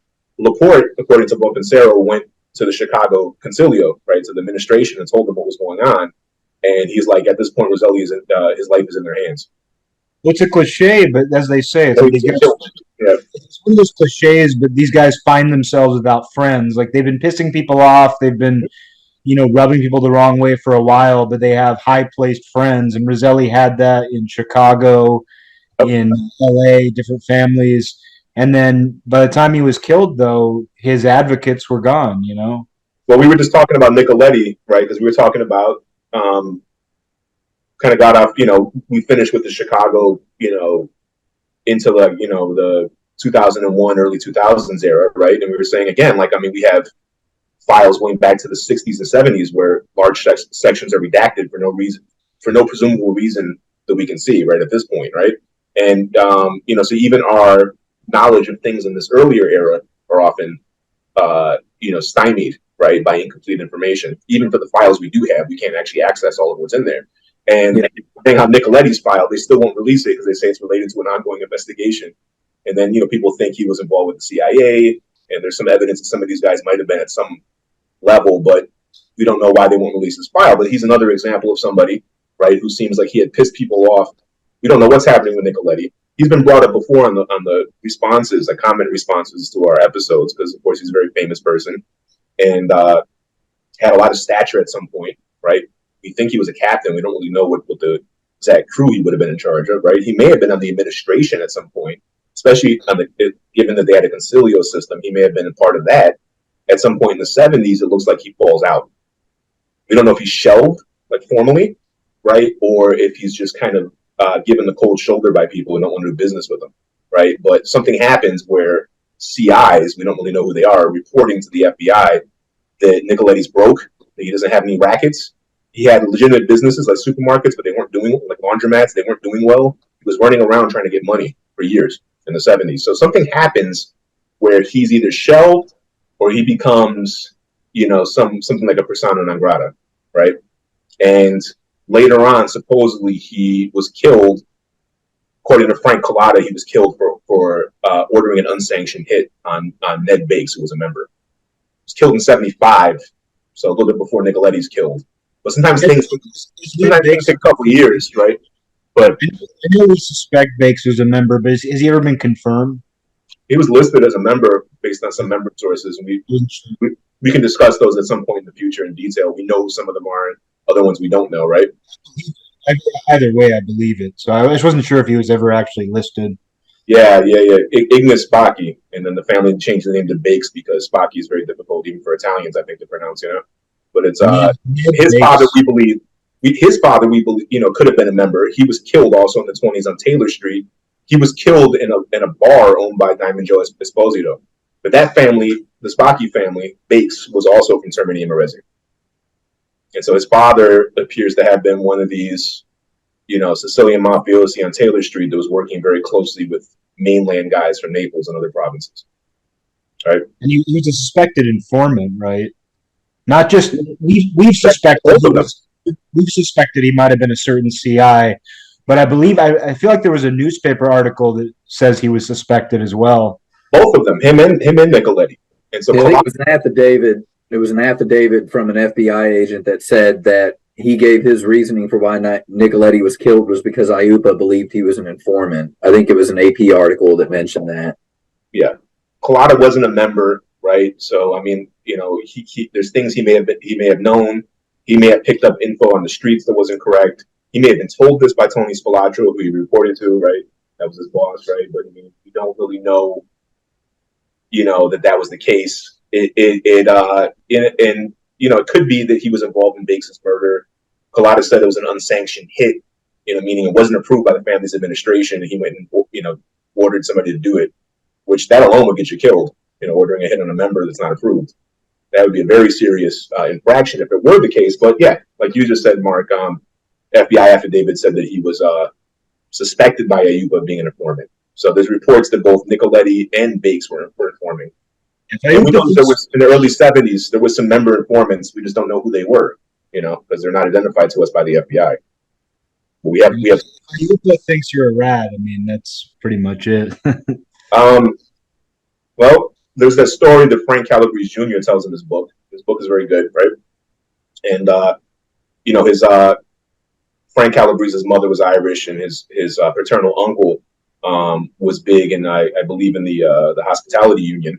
I could be getting that wrong. He was a big union guy, right? Irish guy, and he was supposedly given that job by Joe Aiuppa, or Joe Aiuppa was an important part of why he became who he was, right? And he was publicly got drunk in a bar in the Loop and was making disparaging remarks about Italians, probably along the lines of a certain Hal Smith, who also didn't wind up, very healthy after doing so, right? It's not something you want to do. So he's making remarks about Italians, and according to Frank Calabrese Jr., Aiuppa ordered the hit on him and personally followed the hit team in a car so he could watch it go down. They tried to catch him, I believe, coming out of the old Division Street baths, which were right around by my elementary school. Those old baths that were run by the Colucci's, actually, who were connected guys also. And so like Russian baths, and supposedly we're trying to catch him, and they called the hit off after they couldn't get him. Makes you wonder how many Chicago bosses or top leaders were on the scene in some capacity. You got the Spilotro murders, but I just wonder, these guys are far removed from their days of participating in hits themselves, but it makes you wonder if some of them need to be there. Well, Aiuppa was a sportsman. I mean, he was an avid hunter and fisherman, as we discussed in the episode. And it's not a secret to anybody that knows anything about him. I mean, press called him Joey Dubs, which was not actually his nickname. His nickname is Joey O, right, or O'Brien. But the press called him Joey Dubs because they pulled him over coming from, I believe, Kansas with like 400 approximately, dubs that he shot like way over the the legal limit. We have photos of him and associates, and Accardo and Gene Con also did this. A lot of these guys like to go out hunting. They really enjoyed killing things. Apparently, I'm the avid fisherman myself, so this is one of the things I can kind of commiserate with these guys on. But they like to do it. Big guys who grew up in the hood, the ghetto, essentially, right? And they like to go out, to the country and get away from the stress, right? But they were sportsmen, they were huntsmen, and they hunted people too, And when they were young, what is it? The Zodiac. In one of the Zodiac killer letters is like, hunting man is the ultimate game, or something to that effect. Well, I imagine that a guy like Aiuppa might sign off on that also, right? I mean, these were, later on in life. I mean, he was ordering hits on people, right? But we discussed before. We don't know for a fact, of course, that he ordered every single hit that happened in the 70s, right? A lot of guys were killed in the 70s. I think up to like 90 that were like associated with like the at some level with the outfit that were probably mob related murders. Like I said before, a captain can. Most of these guys were not members, right? So a captain can sign off on their hit, unless they're with somebody else, maybe whose toes are getting stepped on. They're protected by somebody, right? So it doesn't mean that Aiuppa signed off on each and every one of them, right? But he presided over the council. They probably did in a lot of cases, Yeah, there's the reference. I can't remember whose murder it was, but there's the reference in an old FBI file to Cerrone opposing a hit, but he got outvoted or something to that effect. And that kind of plays into that, where these guys, some of them might have disagreed with a hit, but got outvoted. These decisions were probably made as a panel or council, so yeah. They have that system in place because, it's the system we know that's inherited from the Sicilian Mafia, right? It's an old system. There's references to a sort of council ruling the Mafia in Chicago back in 1926 already, right? But it also has a lot of, sort of functional advantages in a family that in earlier periods had been racked by, very serious warfare. More recently in the 1940s, the events leading up to Accardo's rise to boss. We can probably have a whole episode about that in the future. A lot of these systems, like even the commission. I mean, the commission was set up or evolved from previous systems for peace. Because you think about this organization. At any given time, things could descend into chaos and warfare and violence, and so a lot of the systems and the structure they have in place, it's not just designed to be a pyramid sort of hierarchy where orders go down and up. It's also, a lot of these things are in place to keep some level of peace because of, especially when these guys were all related and to some degree still are and still were. It's like the murder of somebody could, it could result in a vendetta that never ends. We've talked a lot about that. Have blood, and it doesn't necessarily surface until guys see a reason or like a time to strike, right?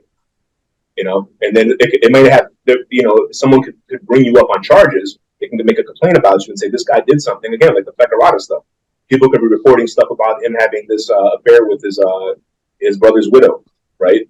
If he was well liked by people, then people might look the other way on this kind of stuff. But there's someone makes a beef about that, right? The administration finds out about it. They don't like this, right? These kinds of things, someone could be talking about you, right? It's because they don't like you. Now, it might have nothing to do with the original reason why they hate you, right? But they just look for any opportunity, right? They might see you fucked up on something. You were talking stuff you shouldn't have been talking. They heard about it. Now they go report you, right? Things like just normal jobs work that way, where it's like you do something wrong, it's fine, but then it mounts, and then they bring it up later. So we have a wiretap from, I want to say, the late 60s. I forget the exact year, of Tony Accardo when he was acting boss, meeting with Gus Alex, who was a top level, really powerful associate, right? And Gus Alex was having panic attacks. He was actually hospitalized in a mental hospital, I think more than once. He had terrible anxiety and panic attacks, right? And he was telling Accardo about this, and Accardo was telling him, you should get out of the city, go out to the woods, chop some wood, or go fishing.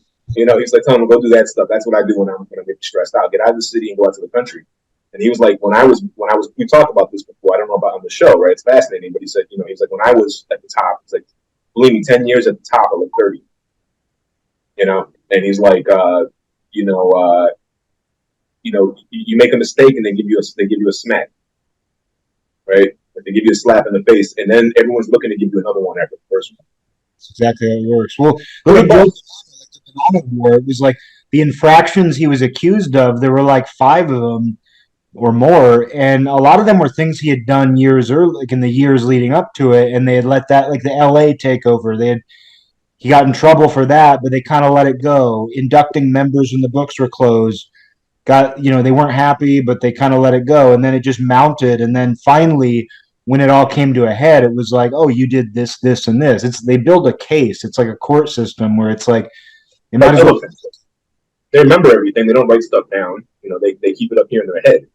You're dealing with people that would have had even into late life, would have had a very developed capacity for remembering events and people. You know, especially things that are emotionally salient for them. So if there's somebody that's been wrong, something they're mad about, right? They remember that like stuff. With Masseria, like when things came to a head, they were bringing up the D'Aquila murder. They were bringing up the even the Chicago with Lombardo. Like Valachi was told by Maranzano that one of the infractions was he had Lombardo killed. Yep. And so it's like those things happened years earlier. It wasn't like, oh, we're gonna take Joe the boss out because he killed D'Aquila and Lombardo. It was like 3 years later, they're like, oh yeah, remember that he did that too. Yep. You know, everybody had their own grievances, sort of thing. Well, this happens to the boss if you're Accardo, right? It happens to the capo de capi, right? It happens to the boss of bosses if you're Masseria, right? It happens to a member. It happens to well, for an associate, they don't have the same due process, right? They can be basically executed on the order of a captain unless they're, Gus Alex or Joe Watts or something, right? And they're basically directly with the administration, right? But for the most part, a lot of these people can be just sort of summarily executed if the captain of their crew decides that they need to go, right? Yeah. But even in those cases, they're not going to kill guys that are loyal to them for no reason, right? Yeah.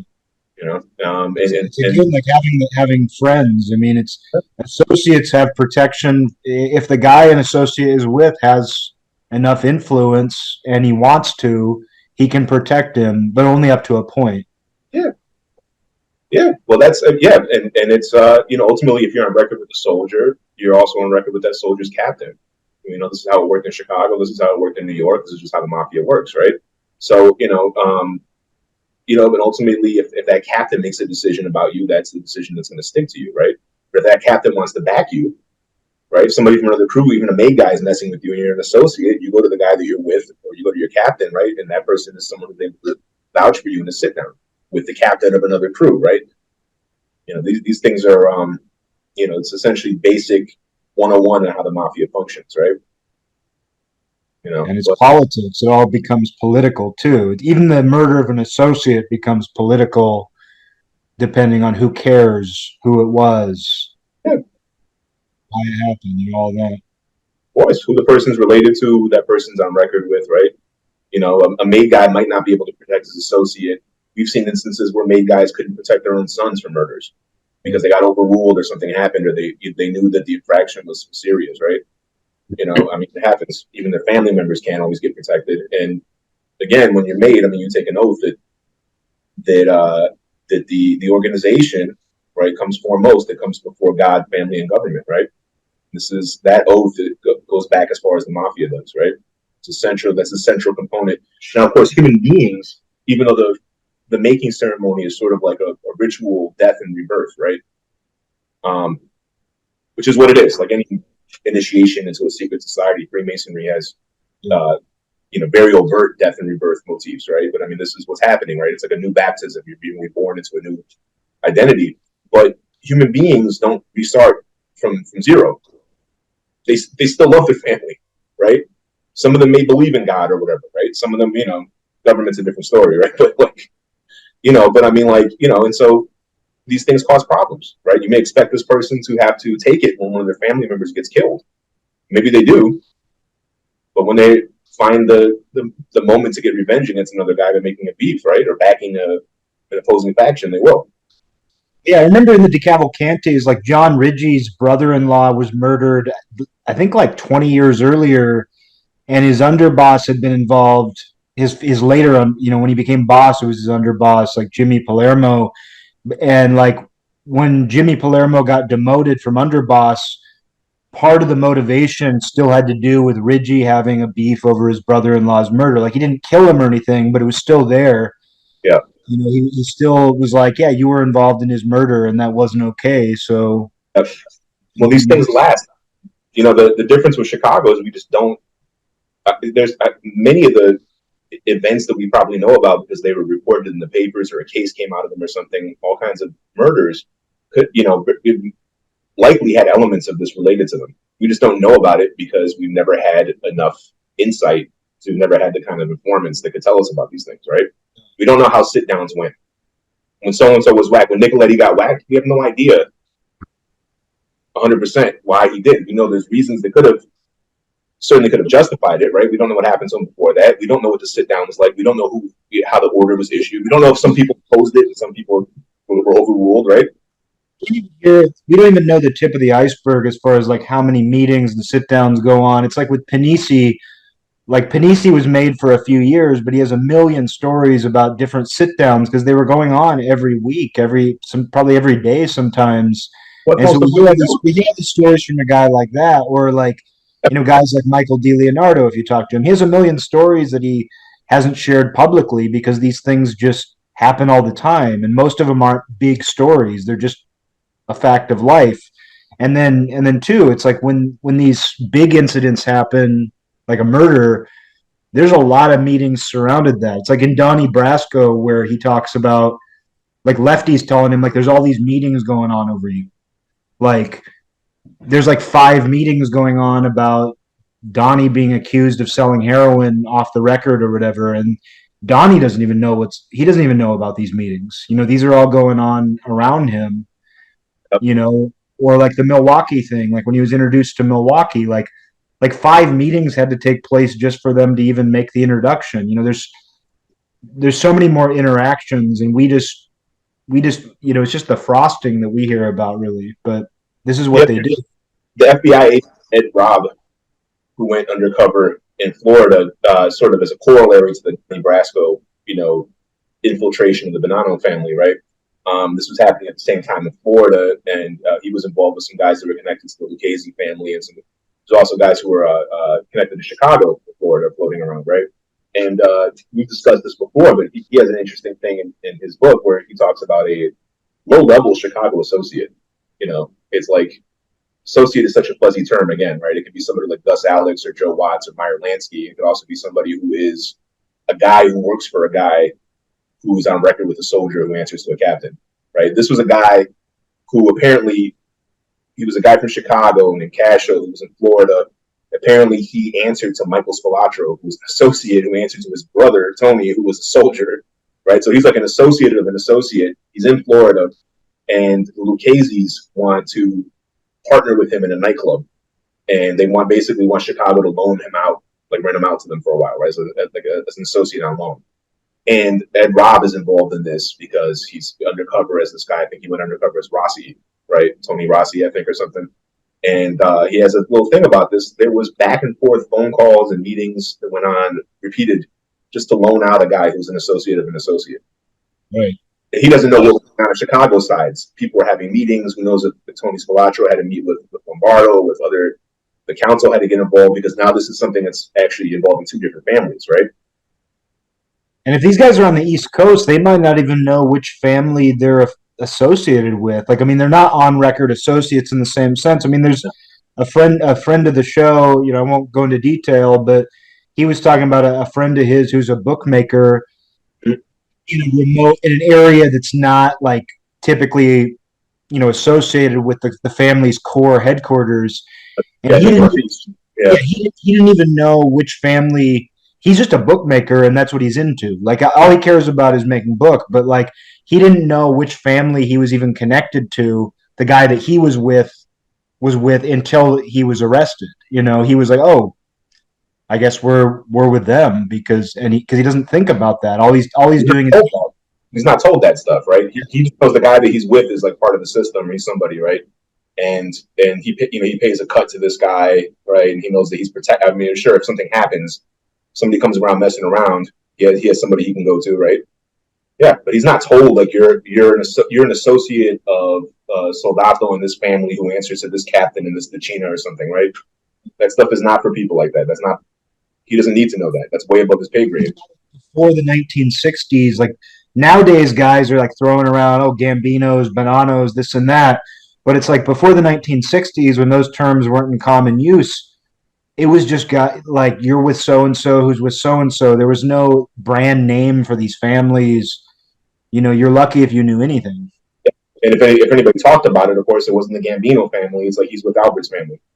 Right. And that's what you see. If you see wiretaps before the 1960s, that's what it's like. Like he was with Albert, or he was. It's a need to Raymond, for like New England, right? That kind of stuff.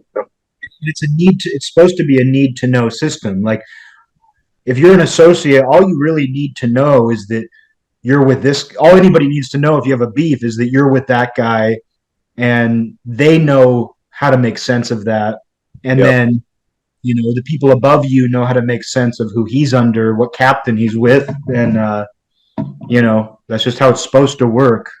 Yeah, it's almost like the Chicago with the different crews, how they're set up. It's almost how that's you're with this guy. Somebody else knows you're with them, but they don't know how much further it goes beyond that above. And they know there's other guys that answer to other bosses, and they know that there's bosses above all the bosses, right? Yeah, this is the way that it's the sort of perspective of a street level associate. You have like Frank Collada again, right? And he talked about how in Chicago we didn't call them made guys. We know that they absolutely did, and they called them buttons, soldiers also, right? Like we know that for a fact. But he was an associate. They didn't necessarily use those terms around him, right? Those are internal organizational terms, right? And he's like, we called made guys mustaches or bosses. Yeah, there was that Youngstown to refer to, right. There was like the Youngstown informants we were talking about, where they knew who was made, and they called them short coats. Yeah, kind of a colloquial term, like mustache or anything. Like they knew who was made, but they really didn't know which family those guys were with, and there were multiple families in the area, like with members in the area. So it was really just. You need to know who has the status of a made guy, but beyond that, you have no reason to know whether he's with Pittsburgh, Cleveland, Detroit, someone else. We talked about this with the Ken Ito testimony, right? And it's like for an associate's perspective, especially in a family like this, where there's very little loose talk on the streets, and not a lot of people really actually understand how it works, right? They're all like the blind man with the elephant, right? And they're really blind, and the elephant's really big, and also will step on you and kill you if you do anything wrong. Right, but their perspective is any made guy basically is a boss, right? And Ken Ito's referring to guys as crew bosses, right? He's referring to their captains as territorial bosses, right? And he understands it, and he thinks of the administration above them as like bosses of bosses, right? Well, it's like the Ross Prio wiretap we've talked about a lot, where it's like they're referring to Jasper Campese as an avogad, and we were trying to make sense of that, like. Oh, because avogad, like avocado, it's typically used when we see it for commission members, high-level advocates. It means advocate. Lawyer, yeah. The more we talked about it and like dissected that little excerpt, it's like 2 lines. That's what we do is we look at 2 lines of a wiretap and try to make sense of it.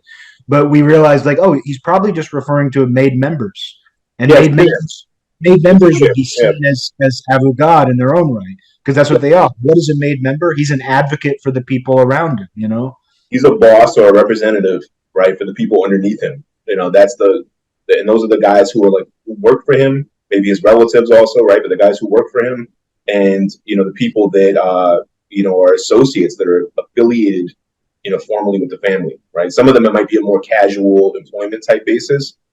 I think my opinion is once you commit violence and you participate in a murder as an associate, you're bound to the thing. And for guys like Frank Schweiss, right, another high level, like really respected associate, for years in Chicago, right. This is a guy because he's not Italian, not at all, right, can never be made, can't qualify for membership. Everyone knows that about him, you know. So they're going to say, look, he doesn't have our blood. He can't be one of us. But he is respected because he's killed. He shed blood for the family. In his case, many times over, right? But this is there's that Greg Scarpa in the '60s, right? Reported from a meeting he had with Joe Colombo, right?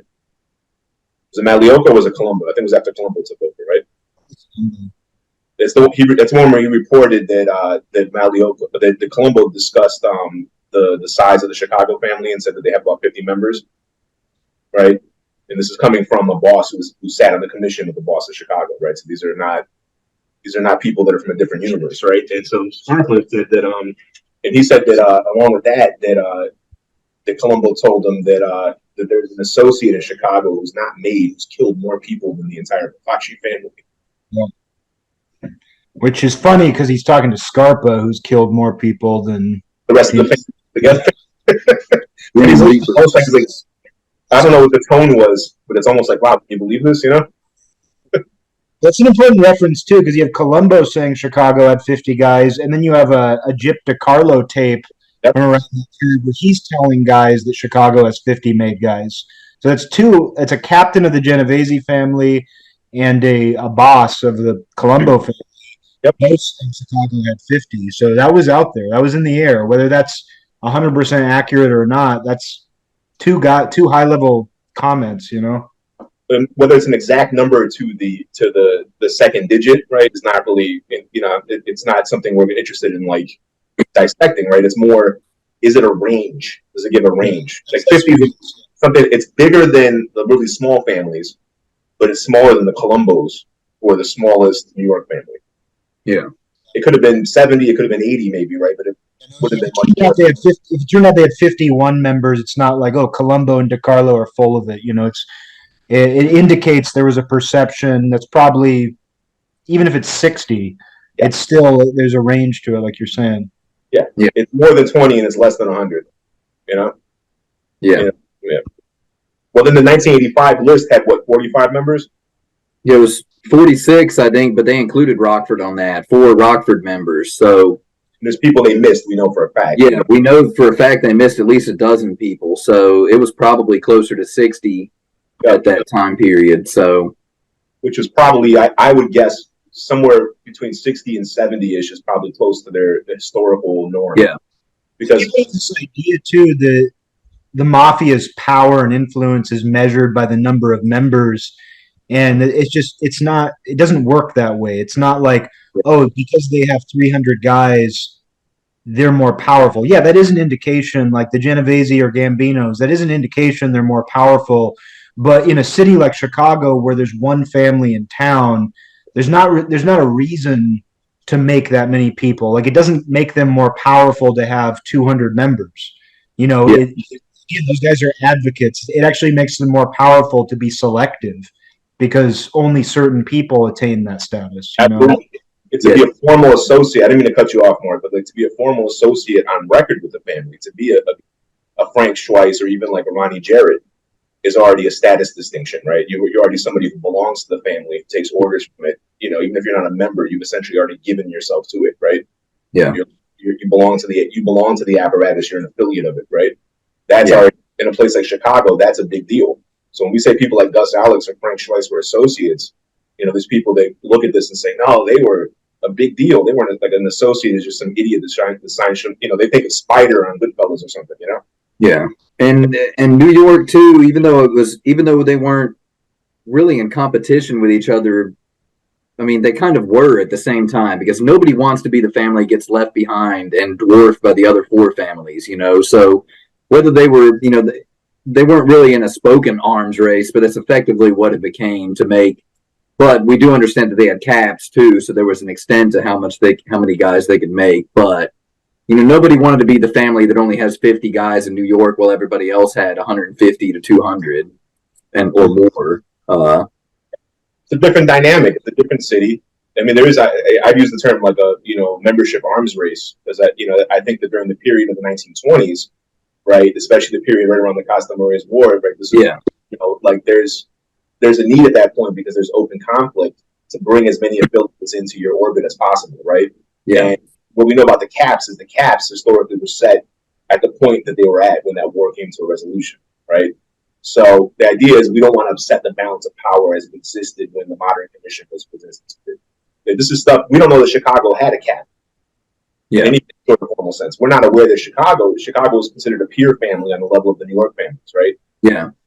We don't we don't even know that they had to tell the commission when they made guys. They weren't obligated to. If they did it, it was, I'm sure, out of respect.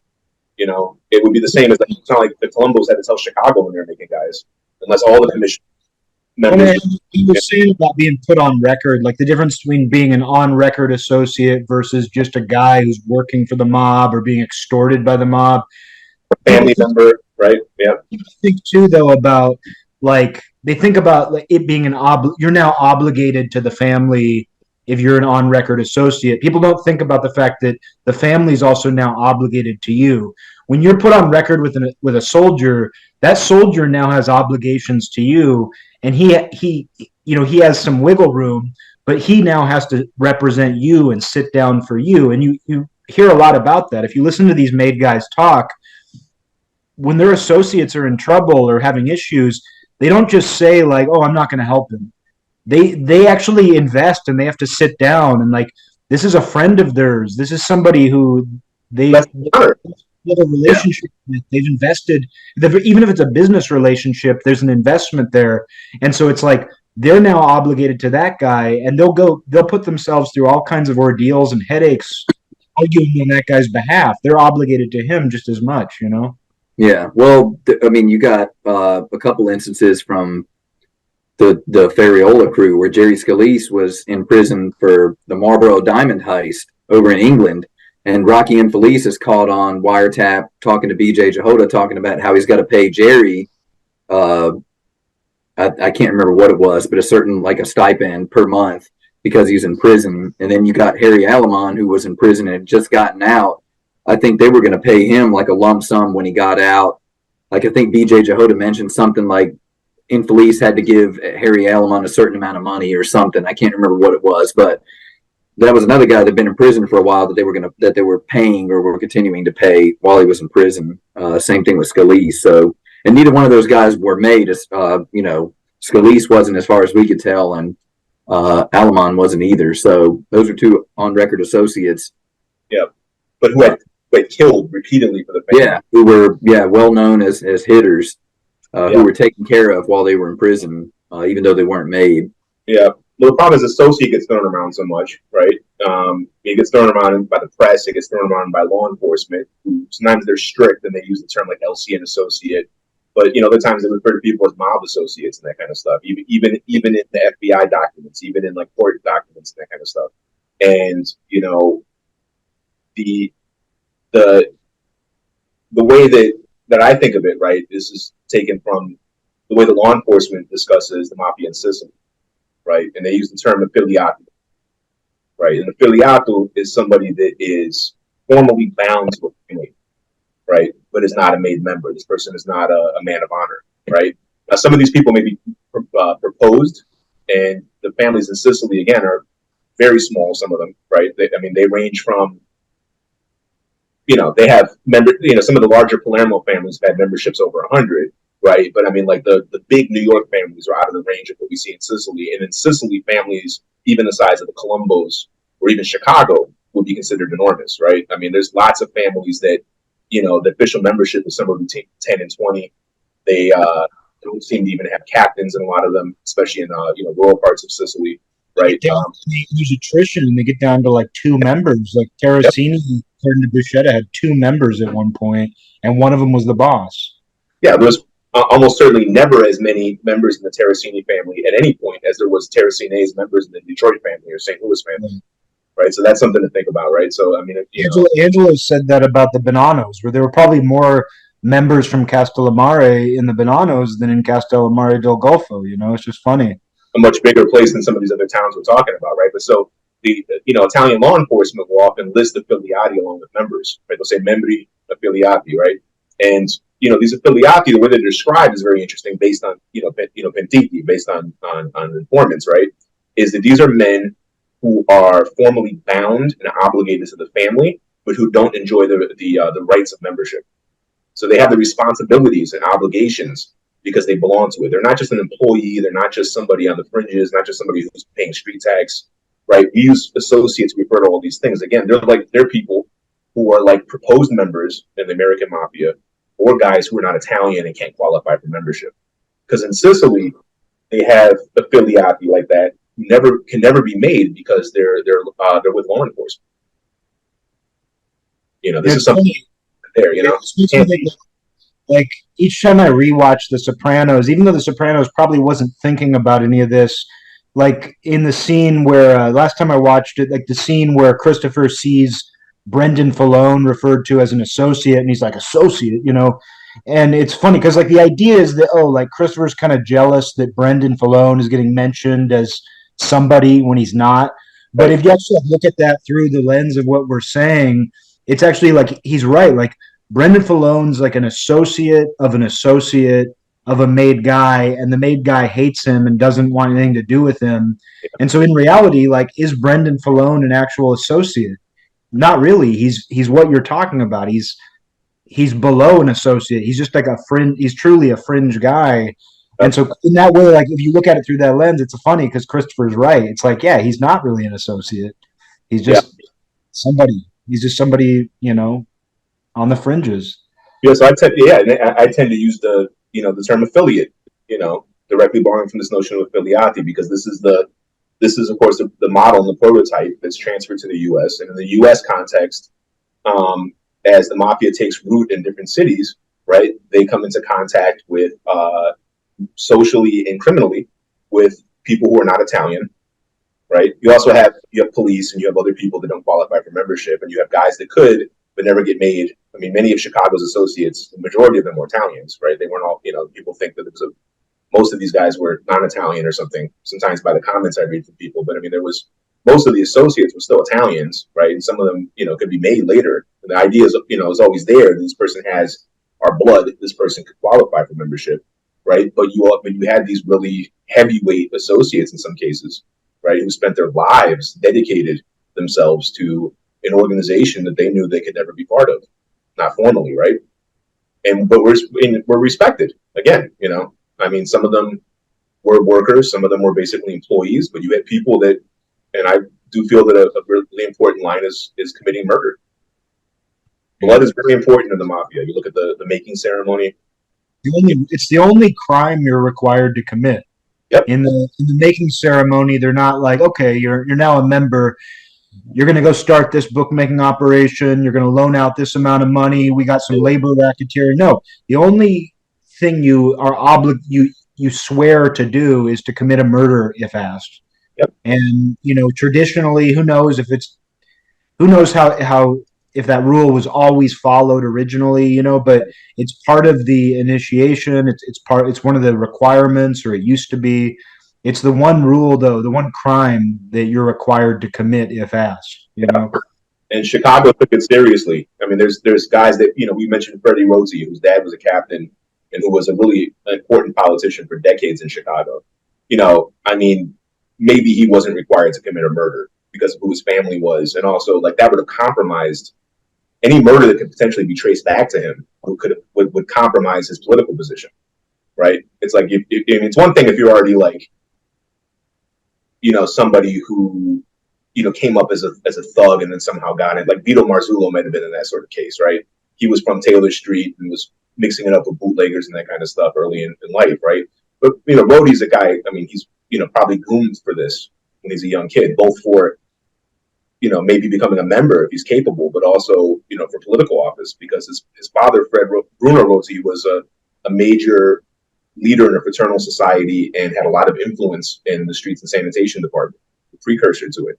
We know that in families where it was highly encouraged, if not required, to commit murder, they'll throw a guy on a murder. They'll have him drive a car. They'll have him get a car or a gun that's used. Like, you just need to participate in the conspiracy. That's important too. You know, we have examples of where that was done. Where, like, I remember in Blood and Honor, I think it is, they put a certain guy on a hit just on, I think he drove the car because they were like, oh, we want to make him or something.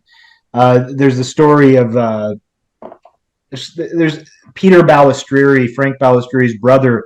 Like a rumor circulated in the 70s in Milwaukee that he hadn't actually been part of a murder, and they lied and said he had to get him in. Like his brother had lied. Maybe he played some small role in a murder, but like it was controversial that Peter didn't actually commit a murder, and they said he did. And so it's like the fact that that would even be controversial when he's the boss's brother is interesting, you know?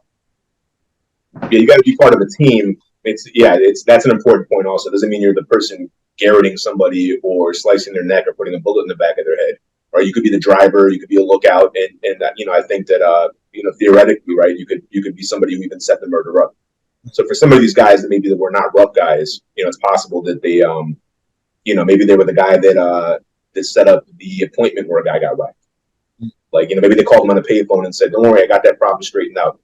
Go meet so and so," and nothing that would ever get traced back to them. That kind of stuff is possible, there's people that we mentioned earlier, like Don Angelini and Don Cortina, big gambling guys. There's another guy that I mentioned in the last show, Phil Ponte, that had the bearing of a heart surgeon, right? Some of these guys could have been rough when they were kids and also done stuff that qualified them for membership, right? But it's who's that last guy you mentioned? I'm sorry. Oh, Phil Ponte. Oh, Phil Ponto. Okay, all right. Long-time sleeper. He ran the Stardust Casino as a made member of Chicago for like 15 years until his name got leaked out in the press because of investigations around like people like Spilotro and stuff who made things hot. Yeah, he was. But I mean, they didn't put in a guy who was a thug. They put in a guy who was a white collar guy who, carried himself as a professional and had no criminal history.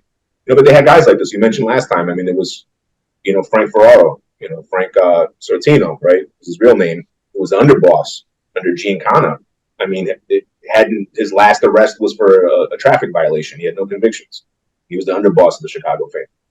So not that some of these guys didn't do some rough things, but generally also like the most of these guys, their MO is they have hijackings. They were arrested for beating some guy up because they're collecting for juice loans. Long before they're members, right? They're rough guys, right? Whether they're doing stuff on the orders of a guy affiliated with the outfit, or they're running around with a street gang or something else, right? But you have exceptions. You have guys that were sleepers and guys that were in sort of professional type positions, right? Political positions. So any involvement they may have had in a murder, if they did, would have been probably very. They have to be murders committed for the family. Like it's like in Donnie Brasco where Lefty's like, "Have you ever done a hit?" And he's like, "Yeah, it was over a personal beef." And Lefty's like, "That doesn't count. Like, that doesn't mean anything. Like, have you been given a contract to kill somebody you don't know, and you just have to carry it out?" It's that kind of idea, and that comes through in Nick Calabrese's testimony, where like the way he talks about these murders, which had all sorts of, they were just a mess, like guys running away, they were all a disaster. But it's like it's almost he's almost talking about it like he's fixing the engine of a car. It's like, oh, this went wrong. We lost the screw to this, and we had to find it covered in oil, and he might as well just be talking about something very practical that everybody does. But he's ordered to carry out a murder, usually of someone that, if he knows them, it's not personal. It's just what he's ordered to do. And like you said, it's clear too that Nick Calabrese, what made him eligible for membership is that he was willing to commit murders. He didn't really have much else going for him. He wasn't like his brother, so that's what qualified him. Yeah, but they got him respect also. It's not everybody's capable of doing that, right? They know that, right? They have lots of people that they affiliate themselves with as partners, associates, friends, that kind of stuff, right? Who are people who are not capable of that, right? Who don't come from that kind of world, right? They don't only hang out with other gangsters, right? Accardo was very friendly with many extremely successful businessmen. Not that some of those guys couldn't have had, criminal histories, right? Or been involved with the mafia themselves, but still, but they in that life they call it work, right? So you do a piece of work. The guy's a good worker, right? which some people might see as a way of distancing yourself, like it's a way of sort of dehumanizing it, right? Instrumentalizing it, right? But again, to me, a lot of this stuff goes back to the symbolism of it, right? This is like one of the basic functions, right, of affiliation with the family. And again, blood is important. Your own blood is spilled when you're made, right? Spilling the blood of somebody on orders of the family, right, is, it doesn't just show that you're capable of committing violence, right? Because a lot of guys are, and at the same time as there's people who aren't capable, in any of these cities, in Chicago, I mean, again, the underworld was full of thugs and rough characters. There's, murders all the time, everywhere, right? It's a rough, tough city. So it wasn't just that you're capable of committing murder, it's that you've done it on the orders of the family and you're bound to them. And then they don't like it when a guy's too loose with murder and violence. Like when a guy's a quote unquote cowboy, that's a problem too. So it's like it's this balance between, like, one, you have to be more than willing to do it when asked. We know honor killings were a big part of the historic mafia, like killing numerous examples of guys who were ordered to kill their wives and things like that for infidelity, guys who are punished for not doing that. We have examples of that. But then if you're too willing, that's a problem too. You can't be trusted. You're a liability. Somebody like Mad Sam or something, Yeah. I mean, that could be a reason why he was, presumably never made, was because he was a loose cannon too. Yeah, he's a nut. He also went on, in front of the news media with a bullhorn, like stuff. He was, there was, in the 60s, he went to one of the suburban courthouses. He represented one of the guys that worked for his juice loan operation. He insisted on representing him as a lawyer, even though he had no law degree. And then he got into a whole argument with the judge, like went on a rant. It was covered in like the local press. It was like 64 or something.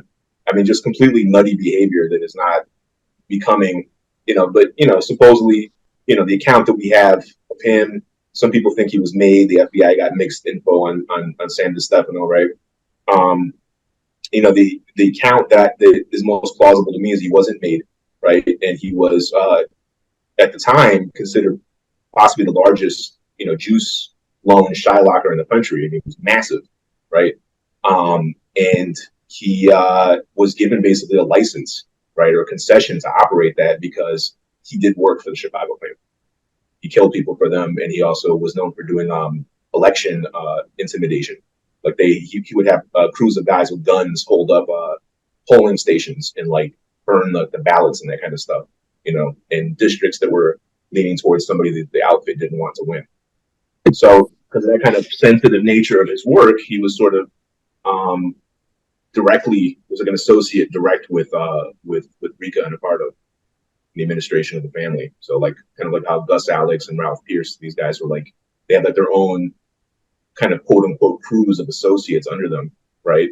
Were given concessions to operate gambling or juice in certain territories because they were given that by the administration of the family who respected them. They were partners of, And it seems like Sam DiStefano was the same thing. His brother Mario DiStefano was pretty sure was made, right? But like 99% sure he's made. I'm not sure if there's a 100% smoking gun, but it's pretty good. Yeah, pointing toward it. But there's people like that are loose cannons, people that are nutty, people who don't for reason don't because we talked about it earlier. I don't know, this is kind of going off topic from the current one. I just pulled it up here because it was something we discussed earlier, where it said here it is, where the Calabrese is on the stand giving testimony, and the prosecution asked him who succeeded Mr. Aiuppa. Sam Carlisi as the overall boss. Yes. Did anyone succeed Carlisi in his position as capo? Yes. Or as boss? As boss. And he answers John Monteleone. Yeah. So he specifically answers John Monteleone as succeeding Carlisi as boss.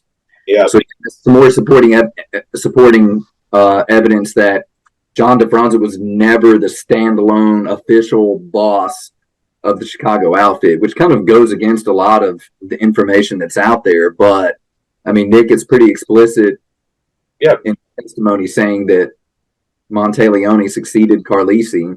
Yeah, no, that's what I was referring to. I mean, it's he couldn't be more clear. He's being questioned on the stand about it, so there's no room for misinterpretation. He's either right or wrong, right? And as a soldier, you could say, well, maybe he didn't really know who was at the top, but he's not talking about the ins and outs of how the protocol functioned in the administration. Which he was clear he didn't really understand exactly how the capos interface with the boss and the underboss, right? Yeah. But this is, this is the boss. As a member, I think he was aware of who the boss was. Yeah. Now, I suppose you could make an argument that maybe DiFronzo, after Monteleone, came back as boss, but just the information that we've discussed today, I don't know if it really supports that. Based on what Frank says in the tapes and based on what Fosco said, and again, Fosco was somebody who was really close to a lot of these Elmwood Park guys and still is, and is in a good position to know. I think it supports that DiFronzo, while still being a very powerful and influential member of the outfit, wasn't, was potentially never the official boss. And then there's the other idea that the Elmwood Park crew split off, and I know Fosco is kind of a proponent of that idea, but Frank Sr. specifically says there's a lot of friction. You've got Southside guys and the friction in the group, and that's all one system, but you have friction. Basically, the saying between Elmwood Park and I think he mentioned specifically Al Tornabene.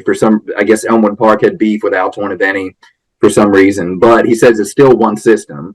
Like there's problems between different crews in the outfits, but they're all still one organization, so. Yeah. So, maybe there was some friction between it where Elmwood Park maybe operated independently and DiFronzo as consigliere kind of ran that side of the family, and then Monteleone ran, the rest, and Andriacchi was maybe given a little bit of independence to run that with DiFronzo. Again, there's just a lack of information, but it's something there's evidence for, at least being friction between two parts of the family. But Frank Sr. does say that it's still one outfit. Yeah, this is important. Is the public perception, the way things are presented, that DiFronzo succeeded Carlisi in the 90's? Yeah. I don't really pay much attention to later Chicago. Everything I know is what you guys are telling me. Yeah. And I've always just kind of assumed, based on just taking a glance at it, that DiFronzo's been the boss, or he was the boss. They accepted the boss for a long time, and I think it was believed for a long time. And while you were stepped away, we kind of discussed a little bit more detail, so I won't go over it all over again. But I think the idea was that, DiFronzo succeeded Carlisi as boss, but a lot of the evidence that we've discussed today and a lot of the evidence that's out there in Nick's testimony, Frank Calabrese's tapes, some of the other information that we have is that DiFronzo inherited that position as boss when Carlisi died, but did not want it, and so stepped down or semi-retired, in the words of Frank, and became a sort of consigliere type figure. If according to what some of the articles that Joe Fosco's written there too, it kind of supports that notion. So, still a very influential member, as you know, consiglieres are, but not somebody who's the direct head of the family like Monteleone was. Sorry, Tony, you were going to say something? No, just an agreement. I mean, so we did get into it earlier, but this is until relatively recently. This is what I had assumed also. That DiFronzo succeeded Carlisi. Around the time that Carlisi was sent away for the Carlisi crew case, 92, 93, right? And that people have debated whether DiFronzo was like the real boss and other guys were like the front boss or the acting boss or whatever, all the way until the Family Secrets era, or even after. And I think it's part of it is because I don't know if we've ever really given Chicago credit for having a consigliere position, where we've always just assumed that was like the top boss or the boss of bosses, and the guy who was the boss is just kind of the acting boss. I'm as guilty of that as anybody with Chicago, but I mean, it's becoming more and more apparent that they did have some type of consigliere position, and we don't know if that's what they called it or not. I mean, Maybe they did call it that, but there's just nobody who's been able to confirm that in testimony. What's that, Eric? Chicago's the best example of people putting too much weight on the terms used, where like random euphemisms will get treated like they're a whole different position. The fact that a guy, I pointed this out before, where, Chicago, they tended to refer to the captain as the boss of that crew. And it's funny because the word captain translates to boss. It translates to head. I've said it a couple times tonight, yeah. There you go. It's used in Italy to mean boss. And so that's what it means, head or the boss. But yeah, boss of a decina, boss of a crew. So in that way, it's actually more correct to call him a boss than a captain. Like, I think people who don't, I don't know Italian. I butcher things all the time, but I think there's like a perception that capo is, that translates to captain, and it's not the case. Like, obviously they have the same root, but it actually refers to the boss, and it's the same for these other terms. Like, whether they call a guy something on the street or not doesn't really change what that role actually is or what its position is in the mafia hierarchy. It's like, just because you call him a skipper doesn't mean he's not a cappuccino. Like, Joe Messino said in the Bonanos, they would refer to captains as foremen. Doesn't mean there was a unique position called foreman or that wasn't a captain or whatever else. It's just a group leader in Joe Bonanno's memoirs, right? He called the Decina group and the Cappuccino group leader, right? Yeah, and then the street boss thing was thrown on a lot in Chicago as a euphemism for Cappuccino, right? And a lot of in court cases and press coverage, Chicago and elsewhere, right? See this term street boss, the boss of the street group, right? Like an official, formal, like outfit group. But then when Nick Calabrese testifies as what this position was actually called by the membership, he doesn't say that. He says capo or captain. Well, and the best example of what we're talking about here is we referred to it earlier, where he says sottocapo, which is underboss, was used to refer. He said it referred to the acting captain, and that kind of stuff has led people to believe, each Chicago crew had an underboss, but it wasn't a unique position, unique to Chicago. He's referring to an acting captain, something that every family has.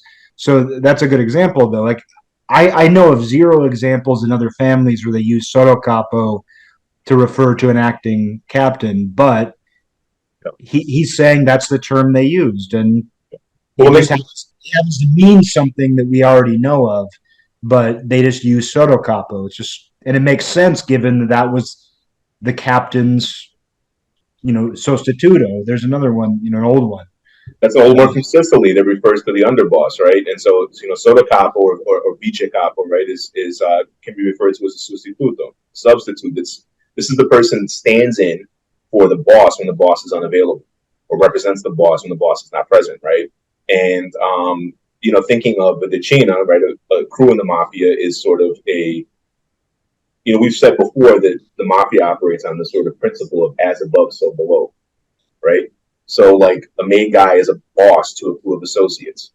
His captain is his boss for a crew of soldiers and all the associates that belong to them. Then you have the boss and administration of the family, right, who are then, the chain of command goes down and also representation goes up. They represent all the guys under them, right?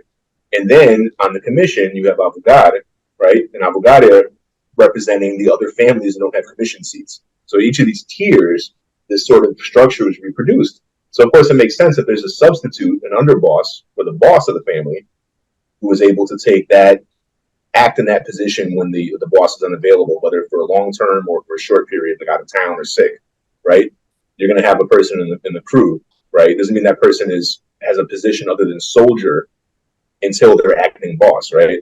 He didn't say Jimmy LaPietra was the sottocapo of the crew in general. It just was when Angelo LaPietra was getting sentenced and was about to go to prison for years. We've learned too, even in New York, we've learned that they used acting captains way more than we realized. Like, it wasn't just when a guy's sick or in jail. There's examples where a guy goes out of town for a week and he designates an acting captain while he's gone. There's examples like that where it's just he's there to, fulfill those duties under any circumstances while the guy is gone. And, we like to chart this stuff and list it out, people like us, people, that we communicate with. But to them, it's just kind of like it's important. He's the acting captain, but it's not like something, they don't need to write it down. It doesn't need to be part of like the historical record.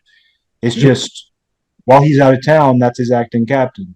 Well, this is what happened. There was a wiretap in the early 1960s. I want to say 1963. We've discussed off air before. Chicago, maybe it was 62, right? Early in the 60s, like in other cities, the FBI had a bunch of these illegal wiretaps that they had to take down. They had a bunch of bugs, not wiretaps, right? They weren't phones. They had little microphone devices that they installed in places where mafiosi met, right? And they couldn't use this in cases because these were illegal wiretaps. They weren't approved, right? For use, but what they did was they gathered a lot of intelligence that later on they were able to flesh out using confidential informants, right? And we have pages and pages and pages of these. In Chicago, they had a number of them set up, and they had one set up in the First Ward Democratic office, right? And at that time, one of the people that was in charge of that was the underboss, Frank Ferraro, who I mentioned earlier. And so we have voluminous pages of Frank Ferraro talking about paying off cops and putting pressure on some aldermen and go talk to this guy and go talk to that guy. It's interesting if you can parse out what's happening, if you're interested in the interface of the mafia with local politics in Chicago, right? But there's not a lot of organizational stuff happening because it's also the first world political office. There's non-Italians, there's non-members, there's all kinds of people running around, right? But there is a meeting that happens where Jackie Cerrone, who was at that time the captain of the Elmwood Park crew, comes in and has to talk to Frank Ferraro, the underboss. Gene Connor's out of town, which he often was, chasing Phyllis McGuire or whatever, hanging out at the Cal Neva Lodge with Frank Sinatra and the Rat Pack or whatever he was doing, right? So Frank Ferraro was the person you went to talk to for the administration, and Cerrone was representing the interests of the Rockford outfit, right? So the Rockford family needed to talk to something. They needed to talk to Gene Connor, the boss of Chicago, about something. So their boss got somebody to get into contact with Cerrone, who they must have had a relationship with, who was like a liaison at that point, apparently. He went to the First Ward office to talk to Frank Ferraro. But then it's interesting, Rockford also needed to talk to Frank LaPorte, who was in California. He had a house in California by Stockton, and he spent a lot of time out there. I've already mentioned he was very close to a lot of LA members, right? And Frank LaPorte was out of town. Rockford needed to talk to him about something. So I believe Ferraro told Cerrone to tell Rockford to contact Al Pilato, who we know later in the 70s becomes the captain of the Frank LaPorte crew after LaPorte dies, right? And, doesn't mean that Pilato was the official underboss of that crew, but it means that he was somebody that was designated as the point person, right? Again, within that crew. So the same way that Rockford needs to talk to Giancana, but he's out of town, so they talk to Frank Ferraro. They need to talk to LaPorte, but he's out of town, so they have to talk to Pilato, right? And a lot of these things, they don't need to be stated outright either if everybody knows who's who. I went through those Frank Ferraro files, and I was looking for organizational info, and I was, there's interesting stuff in there, of course, but I was disappointed that he almost never talks about anything related to that. And then there was one where Ross Prio visits him, and I was like, here we go. Ross Prio's visiting the underboss. They're gonna break down the entire structure. They're gonna get it, and they don't. They talk about something that he needed to meet with him about something, but it's also, Frank Ferraro knows that Ross Prio's a captain. Ross Prio knows that Ferraro's the underboss. There's no changes that need to be discussed related to the organization, so there's no reason to discuss it. They don't need to break down who's made. They don't need to talk about induction ceremonies. And I think that goes back to kind of the secrecy and stuff as well. We talked about the example of Ross Prio whispering briefly about who's made, which tells us if Ross Prio is whispering about who's made with one of the Doms, Antebellum I think that those two guys, a captain and a longtime member, you think that they would feel free to talk as loud as they want together in a private room, but they don't. They whisper it to each other. Hey, did you know he's an avogad? That kind of thing. But with what I was going to say about Prio and Ferraro and stuff, it's they don't need to break all this stuff down. And I think that is a mafia cultural difference in Chicago, where if you read the DeCavalcante tapes, Sam DeCavalcante is what year were you straightened out? they go into some of that stuff more. And I think in New York that was more common, where you break down like, oh, who was the captain before him? Oh, when were you made? Like I think that sort of just casual talk was more acceptable in New York. But you also have a lot more members, and Yeah. I think the number of families and members in New York would lend itself to more organizational gossip than it would in Chicago too. It's also where the feds put their bugs. This is an important thing too. So again, they put these bugs in different places, and a lot of the info that we have that comes from these bug transcripts, they come from the First Ward Democratic Office. They come from Chilano's Tailor, which was a tailor shop owned by a guy that was associated with the Chicago family. A lot of these guys would use it.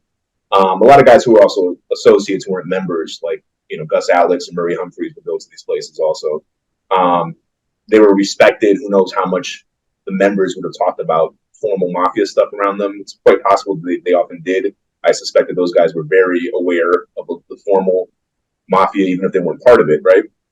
But a lot of these things are being in sort of semi-public places.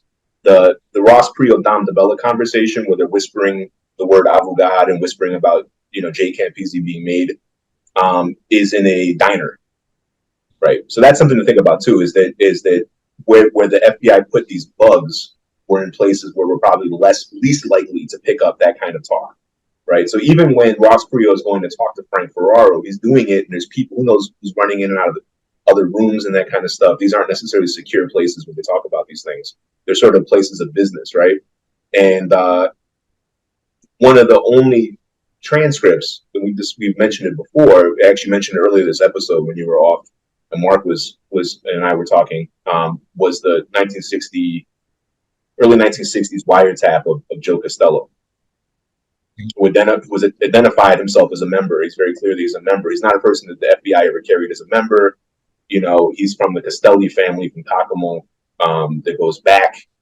Sam Costello was almost certainly a made guy before Joe Costello. Joe Costello's cousins, the Macalusos, were identified as probably made, right? So these are interconnected families from Kokomo and Palermo province that have a long-standing presence in Chicago Heights. They go back to the Chicago Heights family, right? Whose boss, Filippo Piazza, was from Kokomo also. As a background to this, so Joe Costello has a meeting with Sam Giancana. It's probably at the Armory Lounge, in the western suburbs, where Giancana basically, when the place was closed, would use the back room for meetings, right? So this is a little bit more of a closed environment, and it's a formal sort of sit-down kind of meeting. So Joe Costello, as a member, is going to Giancana because he has a problem where he has an issue both with Frank Laporte and with Joe Fusco, who's an old-time member, whose parents were from Termini and Maresi, another person with ancestry from Termini and Maresi, right? Joe Fusco is an old-time member going back to the Capone days. At this point, wasn't involved in rackets. He'd been involved for decades with legal liquor distribution. So the Costello had an issue involving liquor licensing, which means that he had a problem with Fusco and had to have Frank Laporte deal with it. Frank Laporte wasn't his captain, and he repeatedly refers to his Gabardine, Scapadicina, right? Scapadicina, and is using this term with Giancana, and they also use the term avogad to refer to Giancana. Clearly as a stand-in for rappresentante, it has the same semantic meaning. They're essentially synonyms, right? Advocate, representative, right? So he's addressing Giancana as the avogad of the family. And he's like, that's why I'm coming to you, because I try to go through my Gabardine, and Frank Laporte is not, basically, because he's in California like he always was, right? I'm not able to get this issue resolved. And Giancana tells him, well, that's why you have people like me to go to, right? So we have an actual sort of formal protocol situation happening here where Costello's saying, I try to go to my Capodicina the way I'm supposed to as a soldier, right? He's supposed to talk to Frank Laporte, who's also a Capodicina. Frank Laporte isn't responding because he's out of town. So I understand I have the right to come to you as the avogado. That's what he says. Very, very interesting, right? But that's happening in a private, and then there's also another person who's there who the FBI doesn't transcribe because he speaks in broken English, and he speaks extensively in Italian with Giancana, probably Sicilian dialect. And we believe that, I think we've discussed this before, we believe that he's maybe Sam Di Giovanni, who the FBI also believed, as we noted before, was an old-time capo in the South Centers. So they may have been Costello's capo, the former capo of whatever crew Costello was in. Yeah, it's one of the best transcripts because it's like they're discussing a particular issue related to alcohol licensing, and like Laporte it's something about like Laporte knows how those licenses were originally policy. He controls how even though he's not a public official, he controls the public officials in Chicago Heights who control liquor licensing. So he basically needs liquor license issue in that area. You have to go to Frank Laporte has to okay it. And then but other than the issue, it's like they're discussing organizational protocol. We have the term capo di Cina used explicitly, and then and it's Abogado. It's a great transcript. Then it also identifies a previously unknown member very clearly as a made member of an otherwise unknown crew. Yeah, exactly. And a member of in Chicago Heights who reports to a captain who isn't Frank Laporte, who was previously believed to be the only captain there. So it's an incredible, for people like us, it's an incredible resource, even though it opens more questions than answers them. But yeah, like the secrecy and what they'll discuss here, because going back to the Prio tapes in the diner, they'll discuss some stuff that's pretty incriminating. But then I noticed when you read through those, because they have a whole, in Ross Prio's file, there's a whole selection of these wiretaps, and most of them are just small talk, but they will discuss stuff that is incriminating, legally incriminating. But I noticed that every once in a while they go to a private room in the diner that doesn't get picked up on the bug, and that's where I'm like, what are they discussing there? Well, they're going there for a reason, because they know the conversation is going somewhere where they don't want to talk about it, where other patrons of the diner or something can overhear them, right? Yeah. And when they're at the table and they do discuss the word Abogado and they discuss Campisi's membership, right? They whisper and huddle together. These are two old time, really old school Sicilian Chicago members, right? Prio and Don DeBella. So, these are guys who, probably weren't made yet. Well, they almost certainly weren't made then, but their career started under the era of Joe Aiello, these are, it's taken very seriously, but I think if we had more tapes that were made in the equivalent of Sam Cavalcante's office, right, or Magaddino, right, we have voluminous tapes of Stefano Magaddino ranting and raving, threatening and talking about stuff from the 1920s all the way up to the 1960s and back and forth, right? The issue with that is sometimes parsing exactly what he's saying. It's also translated from Sicilian or Italian. In some cases, we have the original. In some cases, we only have the English version, right? They're fascinating. We don't. The closest thing we have to any of that is that conversation with Costello and Giancana and an unnamed, Italian speaker who's probably Di Giovanni, I think, But that's, But, again, it comes down to a lot of, we have pages and pages and pages of transcripts from the First Ward Democratic Office. Now, Eric, you mentioned this earlier and had asked about this earlier, so I just looked it up, and this isn't even something Angelo even has to put in. But this about that meeting with Rockford about, I think it was Frank Saladino and Joe Saladino, who were doing some bookmaking business with Frank Calabrese. Nick said this would have been about 80 or 81, so this is prior to them being made. But he did say that Angelo LaPietra, Jimmy Marcello, and presumably Angelo LaPietra, because he was the capo of Frank Calabrese at the time, Sam Carlisi and Jimmy Marcello, not sure why Sam Carlisi would go out there unless maybe Joey Aiuppa delegated this responsibility to Sam Carlisi to go out there and take care of it. But it's also interesting that Jimmy Marcello goes out there to Rockford because he isn't made at the time either. So I don't know. I'm sorry. That's the reason I brought it up is like why I'd forgotten that LaPietra. It makes sense he would go out there if he was the captain who these associates had been working with, his crew. But yeah, Carlisi may have been Aiuppa's representative, but then Marcello. But that's a common practice we see where a guy who's being groomed for a more important position, they want him to meet the Rockford guys. So it's networking. He's now in the future. We might want Marcello to represent the family to Rockford. might be in a position, and maybe Carlisi's already been through that process. Maybe Aiuppa's previously introduced him to them. That kind of thing.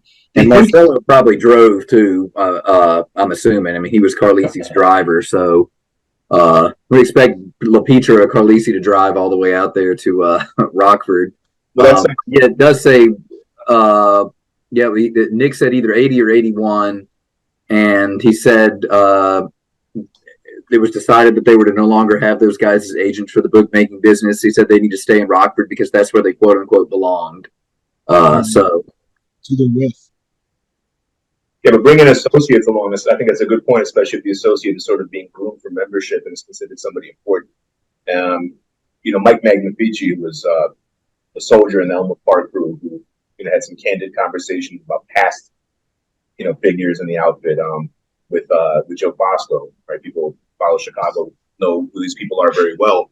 But we talked about Mike Magnifici's father, Lee Magnifici, on the last episode, because we believe that he was probably the captain of Elmwood Park, for a couple of years after we believe that DiFronzo was underboss or acting boss in the late 80s, right? Mike Magnifici said that in the early 80s, I believe he accompanied Cerrone to a commission meeting in New York. Yeah, I saw on the internet somebody commented at some point, I don't know if it was on our show or something else, that they don't believe that Mike Magnifici be taken to a commission meeting. Well, it's like he was, the kid of a made guy, right? Who was important in the crew that Cerrone had previously headed. Cerrone is underboss. He was having meetings with, bosses in New York, right? He's also like the driver and like the assistant. So yeah, it's the same. It doesn't mean he's being brought into the actual meeting while it's taking place. Is allowed to speak or something, right? It just means him. We want you to be familiar with this guy, like you understand. This is Mike. This is Michael. Michael's the son of a member in our family.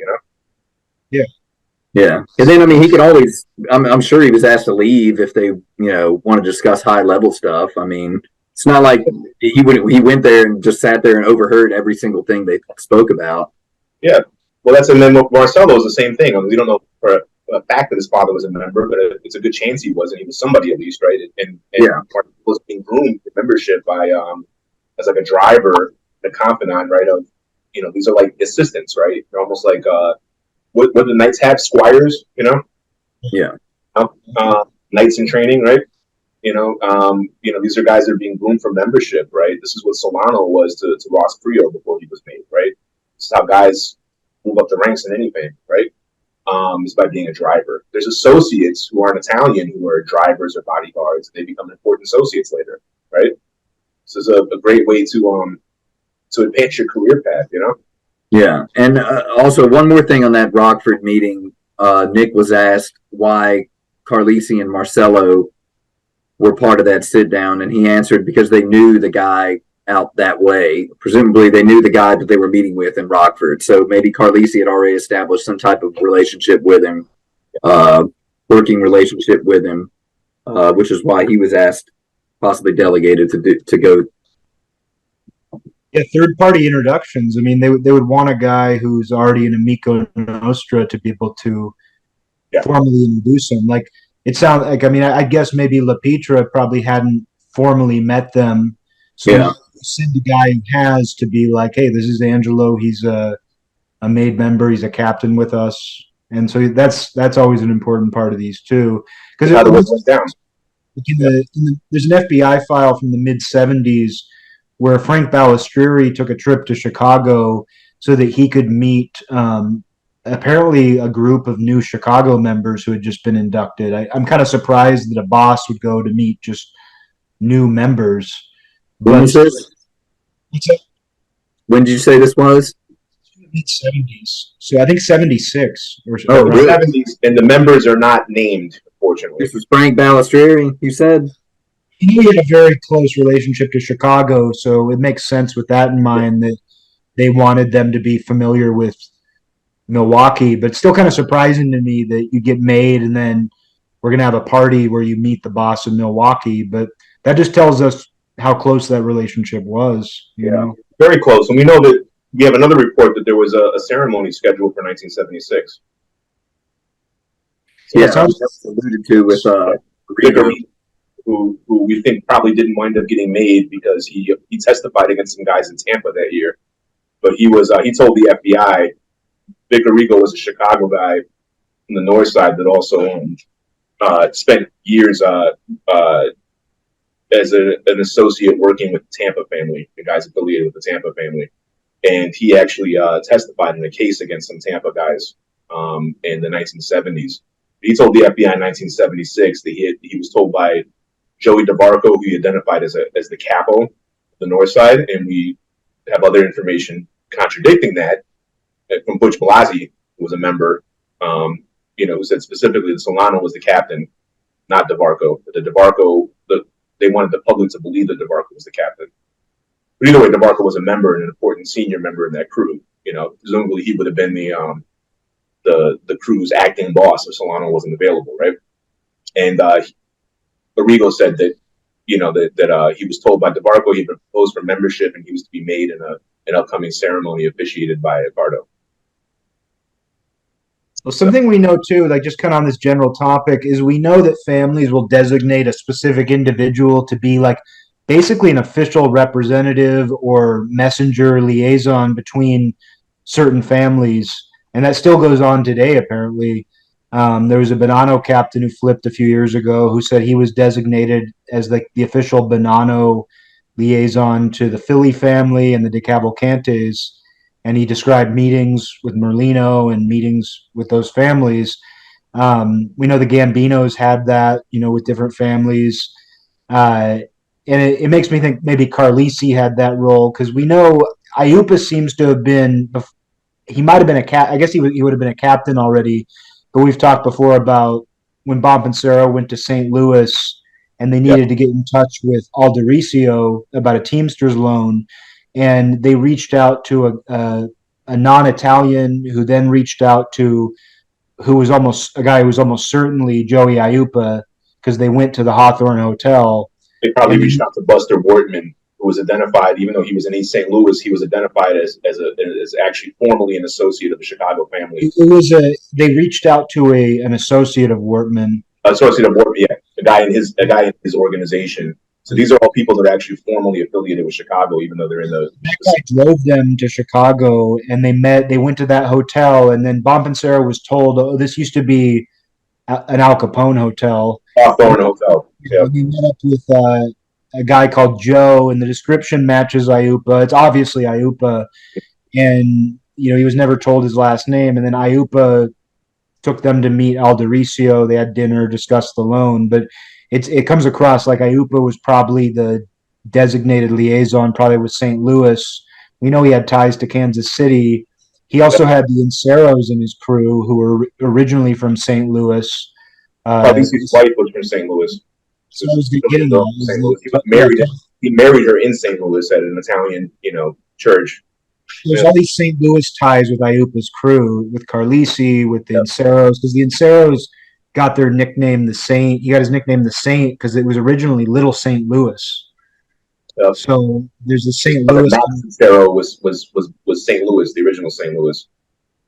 Yeah, and I mean, I went through Incero's FBI file a while back, and it sounds like maybe all three Incero brothers were made. I don't know. I think it's good. I believe that we're all three. Yeah. I know it's Vince and Max. I'm not sure about the third one. But yeah, it seems Max at least was made too.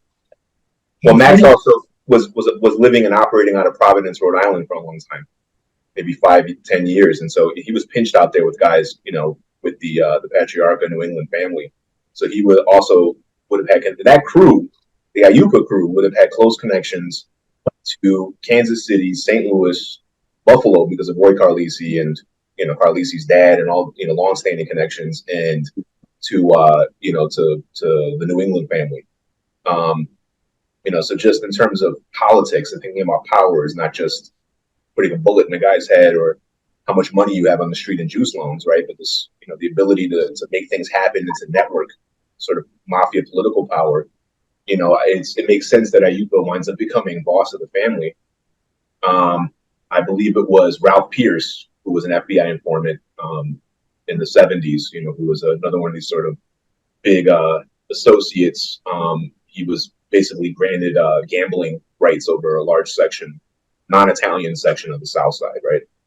So you have all these non-Italian neighborhoods where they have these guys who are not Italian who are in charge of juice and gambling in these places, and they're partnering with the outfit, and they pay a cut to them, And Pierce, had went back to the Capone days and was a longtime gambling boss, and he commented that he thought that Joey Aiuppa wasn't very smart. It wasn't really qualified to be boss. But this is his perspective. I mean, Aiuppa we know is a rough guy, but I mean clearly, he was. You could also say a bunch of other guys died or got locked up who had clearly been sort of in the running before him. Alderizio, Battaglia before him, Ross Prio, right? But Aiuppa clearly wasn't a slouch when it came to these things. He wasn't just like a roughneck or something, right? Ron Fino, Joe Fino's son, Ron Fino said that when Buffalo was having its factional dispute where the family broke into multiple factions, was going to go to war, there was violence, Aiuppa traveled to Buffalo, and there was it was Joe Colombo and Joe Aiuppa attended a meeting at Joe Fino's house to kind of resolve the Buffalo issues. And so it was in 1969, so Aiuppa wasn't boss yet. He was captain at that point, yeah. He had been assisting the leadership, part of the council or something, but wasn't the boss. And I have no doubt that was in part because of his relationship to the Carlisis.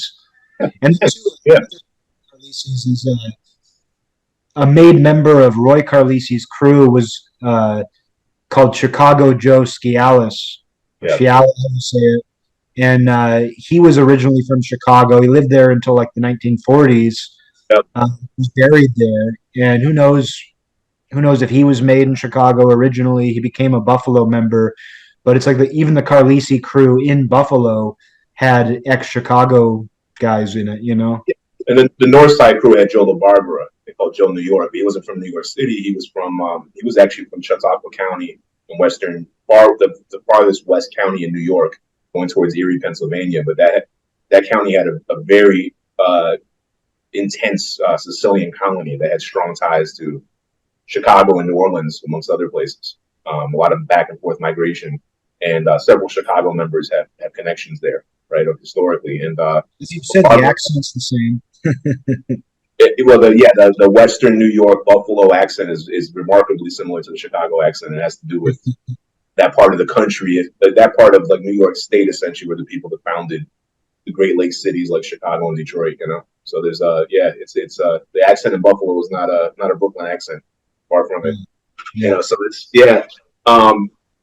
so that and then he lived in Buffalo, Joe LaBarbera, before going to Chicago, and he was identified as a Chicago member.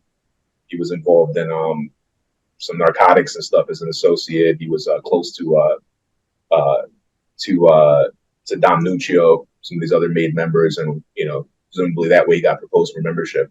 He also shows up both ways. on a list of Buffalo members, so he may have transferred or something. That was, towards the end, I think after the 1960s, I think he might have been made in Chicago in the 50s or 60s and then transferred to Buffalo. But there's some questions because I'm not a Buffalo expert, and some people have identified somebody who's definitely not him, as the guy that was Joe LaBarbera. So it's hard to say, but it looks like he did move back to New York State, to Buffalo. Yeah, he's on a list. I think it's the 1985 FBI list. He's on the Buffalo family list. Yeah, the people who do Buffalo genealogy had claimed that guy was somebody else. The guy who's on the 85 list is not the person they claimed he was. Other people, like researchers, and I don't know. I'm not a Buffalo expert, but when I looked into it, I was like, that's not him. That's almost certainly the Chicago guy.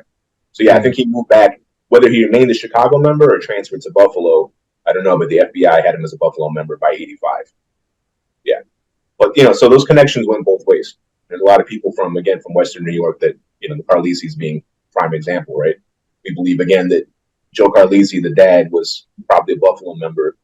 He had to flee Buffalo because of a murder rap and then went to Chicago.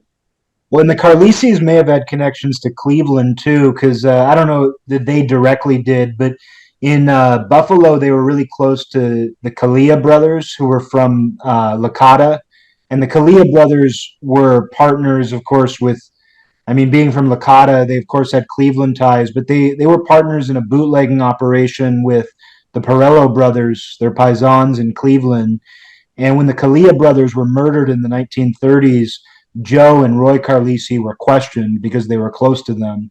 Yeah. I don't think they were involved. There's no indication they were involved, but they were just the police questioned them because of their close relationship. So very possible the Carlisis were close to Cleveland guys as well. Well, it makes sense. I mean, that Licata and Canicattì are near each other, the same, eastern part of Agrigento province. We know that when people immigrated to the U.S., those compaesani ties were extremely important. They structured patterns of association and where people moved, right, and what families they were affiliated with. So that stuff is important. And I noted before that the Carlisis in Chicago were connected to a number of large-scale, bootlegging rings, that spanned multiple states in the Midwest. They're sort of headquartered in Chicago, right, with customers or stills and operations in Indiana, Wisconsin, and other places. And some of the people that were busted with them in some of those large bootlegging rings were from Buffalo and from other places like in Pennsylvania. So that's, there's a sort of, I guess, along the Lake Erie shoreline and then down into Pennsylvania, there's a lot of people from Eastern Agrigento, right? And then what's interesting, too, is Roy Carlisi attended Appalachian, and so did Sam Tornaby, true name probably originally Tornabini, who you found. Tornabini. He went by Tornaby in the U.S. That's Al Tornabini's cousin. Both those guys who are related attended Appalachian, and the Gambinos had a huge number of members from Canicattì. Like they had an entire faction. Like they were all they were originally in Manhattan and then moved to Queens, but there was a Canicattì society in Queens, and like all these Gambino guys were members, like at least 10 guys. So that, probably some relationships with the Gambino family we don't know about. We know, didn't Sam Carlisi reach out to the Gambinos about using Bruce Cutler, or was that somebody else? Yeah, Bruce Cutler for Saudi D. Wasn't it Carlisi? Wasn't Carlisi involved in that in some way? He was. I think he would have had to been as the boss anyway, right? I mean, even if we didn't have evidence, I think there might be, some statement, commenting on that. Yeah, the protocol would be that they would have to reach out through the. Gravano, I think it was Gravano who talked about it. He talked about them reaching out to the administration and the Gambino. Chicago reached out. Yeah. Yeah, they had a lot of, and there's a lot of other connections between the Gambinos and Chicago in the 80s that I've seen reports. It's beyond the scope of us talking about here. And Chicago had a lot of connections with, all of the New York families, which of course makes sense. These were all sort of the major mafia families in the country. They all had operations and, things happening all over the U.S., right? And were on the commission together.